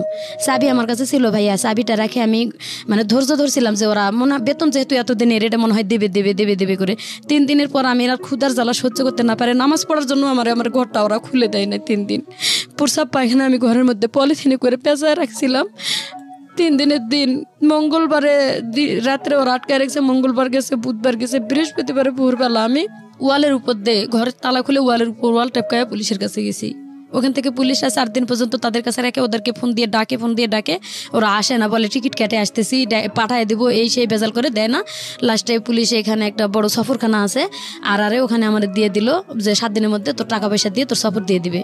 7 দিন পরে মোবাইল 2টা দিয়ে গেছে, কিন্তু আমার বেতন দেয় না ভাইয়া। পরে মোবাইল দিছে, মোবাইল ওরা নিয়ে ঢুকায় রাখছে, এবং আমাদেরকে একটা বাড়ির মতো আছে ওইখানে আমার মতন আরও অসহায় 55 জন মহিলা, মানে আগে থেকে 60 জন 70 জন আসতেছে যাইতেছে এভাবে 5 মাস আমি ওখানে কষ্ট করে আসলাম। ওখানে আসে দেখলাম আরো দুর্দশা অবস্থা। আরো যত মহিলারা আছে তারা 8 মাস 9 মাস ধরে আছে, এবং তারা 2 বছর কন্ট্রাক্ট শেষ করছে, ওদের বেতন দেয় নাই। 3 বছর 2 বছর যখন শেষ হয়েছে দেয় নাই, তখন আরো 1 বছর কাজ করছে একজন 55 বছর মহিলা, ওনার বাড়ি বগুড়া। ওই খালা এখন ওখানে বর্তমান 7 মাস পার হয়ে গেছে, 8 মাসে পড়ে গেছে, এবং বাংলাদেশে কোনো যোগাযোগই করতে পারে নাই। আমি আসার 1 সপ্তাহ আগে ওদের সাথে ঝগড়া করে আর কি দেয় 2 মিনিট 1 মিনিট একটু কল দিয়ে যে আমরা ভালো একখানে আছি, বেশি কথা বলতে দেয় না, 2-4টা কথা বলে যাতে কাটে দেয় যে আমরা ভালো আছি, এইটুকুই মাত্র যোগাযোগ। ওখানে আমি চলে আসছি, কিন্তু অনেক মহিলা অনেক কষ্টে আছে। আমি এইটুকু বলতে চাই যে আমার যা কষ্ট হয়েছে আমি চাই না যে ওই ধরনের কষ্ট আরো মানুষ করুক। যদি কেউ নিজের পেটের দায়ে সৌদি যায়, সবাই যে খারাপ এটা আমি বলবো না ভাইয়া, কারোর রিজিকটা আমি মারবো না। আছে কিছু মানুষ ভালো, কিন্তু যখনই দেখবে যে মালিক ভালো না, 1 মাসের বেতন দিচ্ছে না, তারা পুলিশের কাছে ধরা দিয়ে চলে আসুক। আমি আপনার লিসেনারদেরকে এটা বলতে চাই যে যদি মানে কেউ অসহায় হয়ে যাইতে চায়, যাক 1 মাস ট্রাই করার পরে তারা যেন পুলিশে ধরা দেয় এবং বলে যে আমি বেতন টেতন কিচ্ছু নিব না, আমার বাংলাদেশে পাঠাই দেন। যখনই বেতনের দাবি করতে গেছি আমার 5 মাস রাখছে, ওই বেতনও দেয় না এবং 5 মাস আমি ওখানে না খাই কষ্ট করে থাকলাম। এমনকি আমাদেরকে ব্যালেন্ডার করে কাঁচা মরিচ আর কাঁচা টমাটো ব্যালেন্ডার করে সাদা ভাতের লগে খাইতে দেয়, একবার করে ভাত দেয়, একটা করে স্যান্ডউইচ দেয়, পাউরুটি সকালবেলা, রাত্রে একটা করে রুটি সিদ্ধ ডালের লগে। এইভাবে ভাইয়া ওখানে খায় থাকা যায়। তারপরে আপনি দেশে আসলেন কিভাবে? আমি দাবি ছেড়ে দিলাম যে আমি বেতন নেব না, আমি কিয়ামতের দিন যদি বেতন পায় থাকি কিয়ামতের দিন নেবো, ওইভাবে ছাড়ে দিয়ে চলে আসছি। যখন না করছি তারও 2 মাস পরে আমারে পাঠাইছে, বেতন নিব না কোয়ার পরও 2 মাস পরে আমারে পাঠাইছে বাংলাদেশে। এবং বাংলাদেশে আসছি আমি, তো আমার ফ্যামিলিতে আমার মেয়েরা তো আগেই বার করে দিয়েছে, তারা বাড়ির থেকে যোগাযোগ করতেছি, কথাবার্তা মায়ের সাথে বললাম, ঘুরে ফিরে কয় আমি নিজেই চলতে পারি না, তোমার সন্তানে কিভাবে চালাবো, তারে কিভাবে, আমি ঘুরে ফিরে ওই আগের কথাই। তো সন্তানটা আসছিল আমার এখানে, ভাগ্নের বাড়িতে ছিল, বোনের মেয়ে। আমি আসবো শুনে মানুষের বাড়িতে ছিল, খালাতো বোনের বাসায়, তারও আমি টাকা পয়সা দিতে পারি নাই, দেই নয় এখনো। আমি বর্তমানে অসহায় অবস্থায় আছি। আমার ওই যে ওইখানে খালা ছিল, উনি আগে আসছে, উনি আর কি আমার মেয়ের ভাগ্নির বাসাতে নিয়ে ওনার বাসায় রাখছিল। বলছিলাম যে খালা তুমি একটু পারলে আমার মেয়েটারে দেখো, তার কারণ মেয়েটা এখন উপযুক্ত হয়েছে, যদি এখন একটা অ্যাক্সিডেন্ট কিছু হয়ে যায় তাহলে লাইফটা নষ্ট হবে। আমি চাই না মেয়েটার লাইফটা নষ্ট হোক। আমি মানে বড় করছি মেয়েটারে, একটু হাতে পায়ে বড় করতে পারছি, কিন্তু লেখাপড়া করাইতে পারলাম না। আর এখন আমার নিজেরই থাকার জায়গা নাই, উপযুক্ত মেয়ে নিয়ে আমি কোথায় দৌড়াদৌড়ি করব? আমার আসলে বলার কিছু নাই। আজকে আমি একটা জিনিস বলি আপনাদেরকে, প্রিয় শ্রোতা, অনুষ্ঠানটা আনইন্টারাপ্টেড শুনেছি, শুধু বিরতি নিয়েছি, বিরতি থেকে ফিরে এসেছি। এই মানুষগুলা খুব ভালো লাগে, মানে যখন আসে আমার কাছে এসে বলে যে ভাইয়া আপনাকে খুঁজতেছিলাম, কিছু গল্প বলার জন্য আসছি, আপনাকে দেখে মনটা ভালো হয়ে গেছে। আমি জানি না কেন তারা আমাকে এতটা মানে আস্থার জায়গায় মনে করেন। তবে এটা ঠিক যে লাস্ট 8 বছরে আমি রেডিওতে যে ধরনের শো করেছি শুধু এই ধরনের মানুষদেরকে নিয়েই করেছি। শুধু বলবো ম্যাক্সিমাম টাইপেই আসলে এই প্রান্তিক পর্যায়ের মানুষ, যাদের আসলে সেভাবে ভয়েস রেজ করার জন্য বাংলাদেশের মিডিয়া আসলে খুব একটা কাজ করে না, তাদেরকে নিয়ে একবার প্রান্তিক পর্যায়ের মানুষ। ধরুন এই মানুষটা গ্রামে গঞ্জে একেবারে নিদেন পক্ষে খেটে খাওয়া একটা মানুষ, এবং এই মানুষটার জীবনে যে ঘটনাগুলো ঘটে গেছে এগুলো কোন কাব্যে এসছে, কোন উপন্যাসে এসছে, কোন কবিতায় এসছে, বা কোথায় এসছে বলেন। আপনি যদি ঘাটেন তাহলে এই মানুষগুলোর চিহ্ন, এই মানুষগুলোকে নিয়ে কথাবার্তা, বা আমাদের সাহিত্য সংস্কৃতির জায়গাটাতে বা আমরা অন্যান্য জায়গাতেও যদি বলি, কোয়ান্টিটির দিক থেকে বাংলাদেশে অধিকাংশ মানুষই হয়তো এরকম, কিন্তু তারা আমাদের সংস্কৃতি ডমিনেট করতে পারে না তাদের ইকোনমিক কন্ডিশনের কারণে। যাই হোক, এগুলো আসলে উচ্চমার্গীয় কথাবার্তা, আমি বললে হয়তো অনেকেই বুঝতে পারবে না। আমি বরং সহজ করে কথাটা বলতে চাই যে তাদের আসলে এক্সেস নাই, তাদের ইনফরমেশনের এক্সেস নাই, তাদের মিডিয়া এক্সেস নাই, এবং বুভুক্ষ নাঙ্গা এভরি টাইম ফাইট করে যাওয়া মানুষ, দিন শেষে 2 বেলা 2 মুঠো আহার এবং কোনো রকম মাথা গোজার ঠাই, এটার জন্যই সারা জীবন যুদ্ধ করে যাওয়া। এর মধ্যে সাহিত্য বলেন, সংস্কৃতি বলেন, বা যেটাই বলেন না কেন, সেসবের জায়গা আসলে কোথায় আছে বলেন? তো সেই জায়গাটা থেকে আমি শুধু একটা কথাই বলতে পারি, আজকের এই জীবন গল্প শুনে মেসেজ যদি আপনি নিতে চান, সেই অর্থে মেসেজ হয়তো বিদেশের পার্টটাতে আপনি পাবেন, কিন্তু এছাড়া মেসেজ নাই। এটা একটা দুঃখগাথার গল্প, কারণ আগাগোড়াই শুধু চরম পর্যায়ের বলা যেতে পারে যুদ্ধ বিধ্বস্ত একটা মানুষ, নিজের পরিবার নির্যাতিত, এরপরে স্বামীর পরিবারে নির্যাতিত, নিজের সন্তানকে বিয়ে দিয়েছে সেখানেও কষ্ট পেয়েছে, এবং তারপরেও মার কিছু স্বকীয় সত্তা থাকে সারা জীবন জুড়েই, সেটা সত্য। আর বাঙালি নারীর মা সত্তাটা আমি মনে করি এটা বেস্ট মা সত্তা, এবং এটা সারা দুনিয়ার মধ্যেই বেস্ট, কারণ বাঙালি নারীরা যারা মা হন তারা আর যাই হোক নিজের সন্তানের জন্য সব কিছু করতে পারেন। তো উনি ওনার ছোটো বাচ্চাটাকে নিয়ে আমাদের স্টুডিওতে এসছেন, আমি দেখলাম উনি বাইরে বসে আছে। তো এটা আসলে মার একটা অনেক বড় কনসার্ন যে সন্তানটাকে যে কোনোভাবেই হোক একটা ভালো জায়গায় অন্তত তার ব্যবস্থাটুকু করা। আমি বিশ্বাস করি প্রতিটি মানুষের সাথেই আল্লাহ আছেন, এবং প্রতিটি মানুষই যোগ্যতমভাবে বেঁচে থাকার জন্যে লড়াই করে যাচ্ছেন, সুতরাং তিনি নিশ্চয়ই মুখ তুলে চাইবেন। কিন্তু আমাদের সামাজিক দায়বদ্ধতার জায়গাটা থেকে শুধু এতটুকুই বলার আছে, আজকের এই গল্পটা শুনে 2টো জিনিস হতে পারে। একটা হচ্ছে যে যারা মন খারাপ করে থাকেন, যারা মনে করেন ভালো নেই, যারা অন্তত একটা ঘর আছে, মাথা গোজার ঠাঁই আছে, বিপদে পড়লে হাত বাড়িয়ে দেওয়ার জন্য কিছু মানুষ আছে, তারা অন্তত এই মানুষটার চেয়ে ভালো আছেন। সুতরাং আপনি ভালো আছেন, প্রথম কথা হচ্ছে এটা। আর দ্বিতীয়ত যেটা বিদেশ যাওয়ার ব্যাপারে, এটাই শুধু ফার্স্ট কেস না। আমি আমার জীবন গল্পে এর আগেও অনেক একটা কেস এনেছিলাম, বুঝে না বুঝে আমাদের দেশের মেয়েরা কিংবা যারা বিদেশে কাজ করতে যান তারা অনেকেই ভুল পথে পা বাড়ান এবং তারপরে তারা ভিকটিম হন। আমি অবশ্যই আপনাদেরকে ইন্সপায়ার করি বিদেশে যাওয়ার জন্যে, বৈদেশিক মুদ্রা আনার জন্যে। এটা আপনার লাভ, দেশের লাভ, কিন্তু নিজের জীবনের ঝুঁকি নিয়ে নয়, অবৈধভাবে নয়। এবং বাংলাদেশ সরকার যে নীতিমালা করেছে, বাংলাদেশ সরকার যেভাবে যেতে বলেছে সেটাই চেষ্টা করা উচিত। যদি হ্যাসল পোহাতেই হয়, যদি বৈধ উপায়ে গিয়ে যদি আপনার হ্যাসল পোহাতেই হয়, তাহলে আপনি বাংলাদেশে বসেই সেটা পোহান। যদি নিয়ম নীতি পালন করে আপনাকে বিদেশ যেতে হলে অনেক কাঠখড় পোড়াতে হয়, তাহলে আপনি বাংলাদেশে বসেই সেটা করেন। সেটাই কি ভালো না যে আপনি একটা অবৈধভাবে বা অন্য কোনো পথে আপনি বিদেশে গেলেন, যাওয়ার পরে আপনি দেখলেন যে আপনি একটা মহাসাগরের মধ্যে পড়ে গেছেন এবং খড়কুটো ধরে বাঁচার উপায় নাই।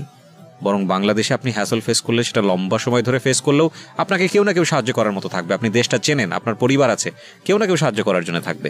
কিন্তু বিদেশের মাটিতে গিয়ে আপনি অবৈধভাবে গিয়েছেন, 10-15-20 হাজার টাকা দিয়ে চলে গেছেন, যাওয়ার পরে আপনাকে যেটা ফেস করতে হচ্ছে, এটার জন্য আপনাকে কেউ সাহায্য করার জন্য নাই। উনি হয়তো সুস্থভাবে ফিরে আসতে পেরেছেন, অনেকে সেটাও পারেন না। এবং আমরা যেটাই করি না কেন, দিন শেষে নিজের জীবনটা খুব মূল্যবান, খুব মূল্যবান। সুতরাং নিজের জীবনের প্রতি অ্যাটলিস্ট যেটাই হোক না কেন একটু যেন খেয়াল রাখি। এবং প্রিয় শ্রোতা, আমি জানি আমাদের আজকের এই জীবন গল্প হয়তো কোনো কোনো মানুষকে রিথিঙ্ক করার চেষ্টা করবে। তবে এটা ঠিক, যারা আপনার প্রতিবেশী এরকম আছে, দৈন্যদশার মধ্যে আছে, নিদারুণ অবস্থার মধ্যে আছে, তারা যদি মনে করেন এরকম একটা ভুল সিদ্ধান্ত নিতে যাচ্ছে, যারা জীবন গল্প শুনলেন তাদেরকে অন্তত আপনারা সঠিক সিদ্ধান্ত নেবার জন্য সহায়তা করবেন। সো আজকের মতো এখানেই শেষ করছি।